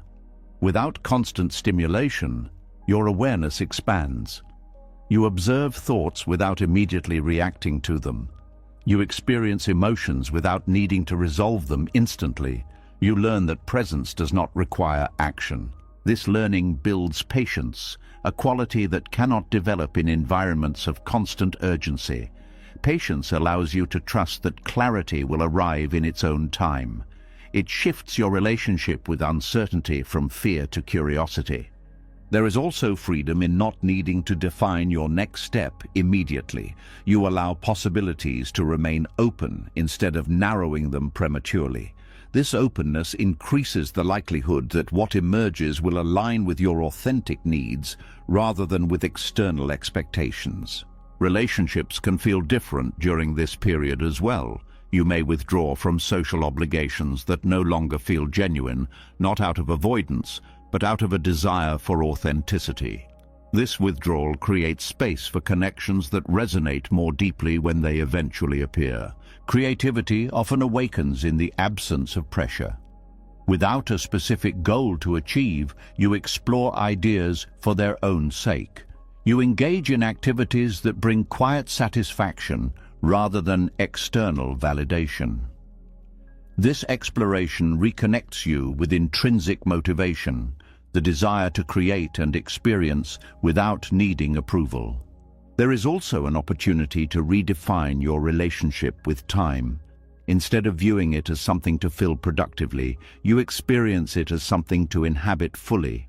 Moments stretch, details become more vivid, and life feels less rushed. This shift can reveal aspects of yourself that were overshadowed by busyness, interests you had forgotten, values that were buried under obligations, sensitivities that were numbed by constant activity. You begin to rediscover who you are when you are not performing for anyone else. There is vulnerability in this rediscovery because it removes the protective layer of distraction. You face your fears directly: fear of loneliness, fear of insignificance, fear of uncertainty. But facing them reduces their power, transforming them from overwhelming threats into manageable emotions. Self-compassion becomes essential during this time. You learn to treat yourself with kindness instead of judgment, recognizing that transition is inherently disorienting. You allow yourself to move slowly, to rest without guilt, to exist without needing justification. Over time, the emptiness begins to feel spacious rather than hollow. You recognize it as potential rather than absence. It becomes a field where new experiences can take root organically, without being forced into place. Opportunities may appear unexpectedly, not because you searched for them aggressively, but because you created room for them. Conversations lead to new ideas. Encounters spark curiosity. Environments reveal possibilities that were previously hidden by preoccupation. When something new finally emerges, it feels different from previous pursuits. It does not come with the pressure to prove anything. It feels aligned, natural, as if it grew from the quiet rather than from effort. You engage with it gently, aware that it does not need to replace what was lost. It can exist on its own terms without being compared to the past. This awareness prevents you from repeating old patterns of attachment. You appreciate the new without clinging to it. You remain open to change, knowing that stability comes from within rather than from circumstances. Peace deepens as you realize that you can exist comfortably without constant direction. You trust your ability to navigate transitions without rushing to define them. You accept that some periods of life are meant for reflection rather than action. There is also gratitude for the stillness that once felt uncomfortable. It allowed you to heal, to grow, to reconnect with yourself in ways that would not have been possible if you had filled the void immediately. Letting go without replacing becomes an act of faith. Faith in the unfolding of life, in your resilience, in the belief that meaning does not disappear when one chapter ends. It simply waits for the right conditions to reappear in a new form. Eventually, you understand that this in-between space was never empty.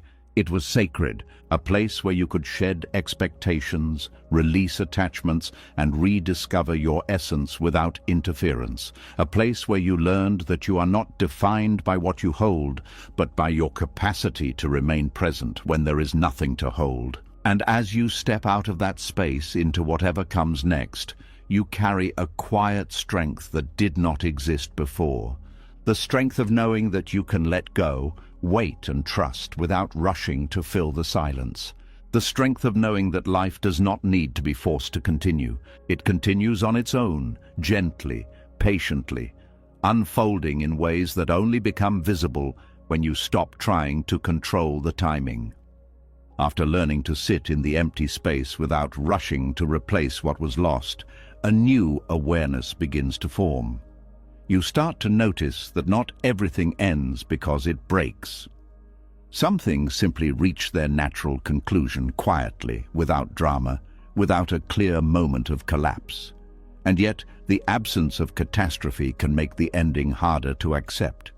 There is a subtle confusion when nothing is visibly wrong, but something no longer feels alive. A quiet discomfort appears when you realize that you have been trying to repair something that is not damaged.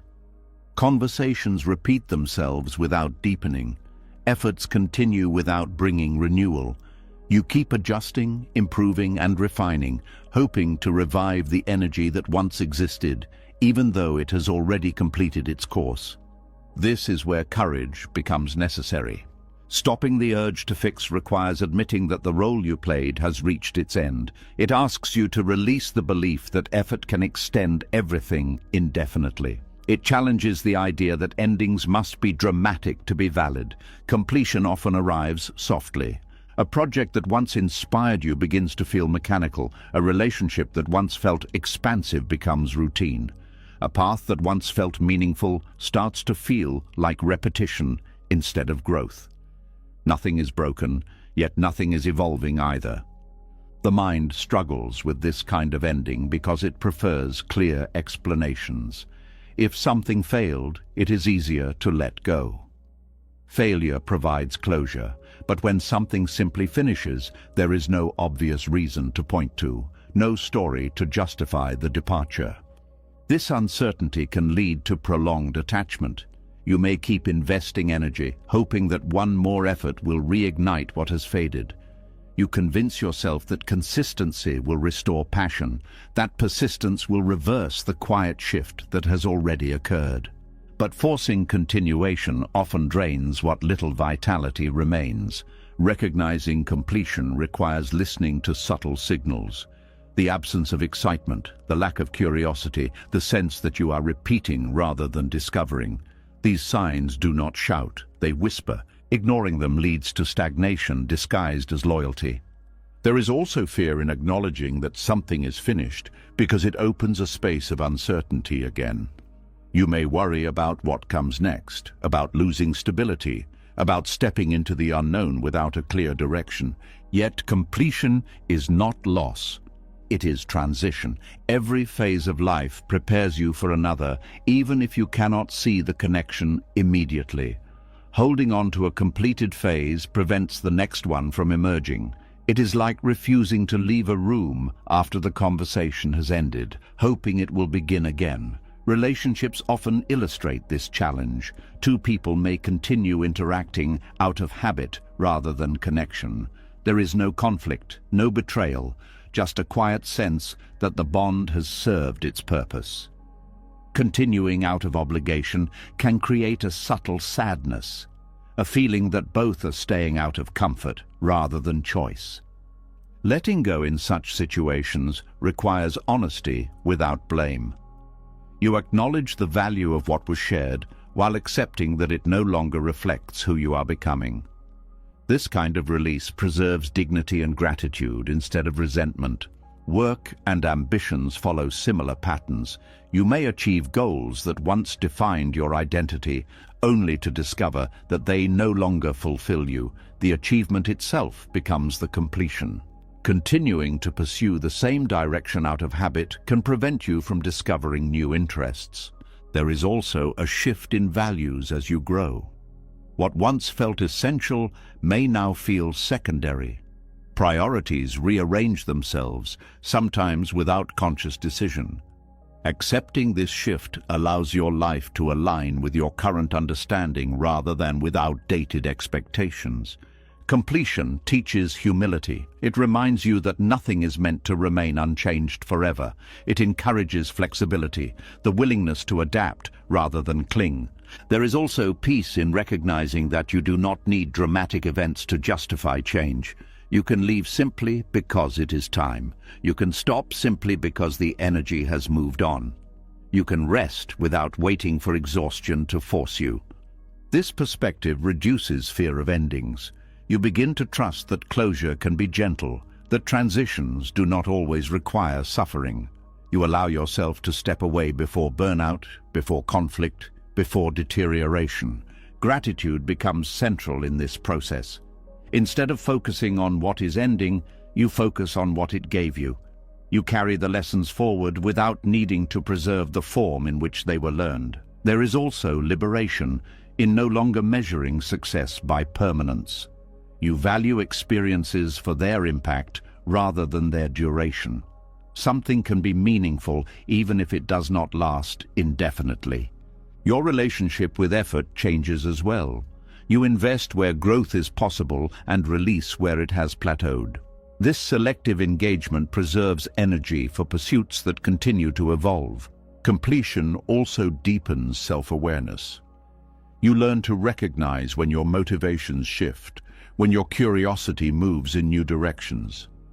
You become attentive to inner signals rather than relying solely on external expectations. Over time, endings lose their sharpness. They become part of the natural rhythm of life, as inevitable as beginnings.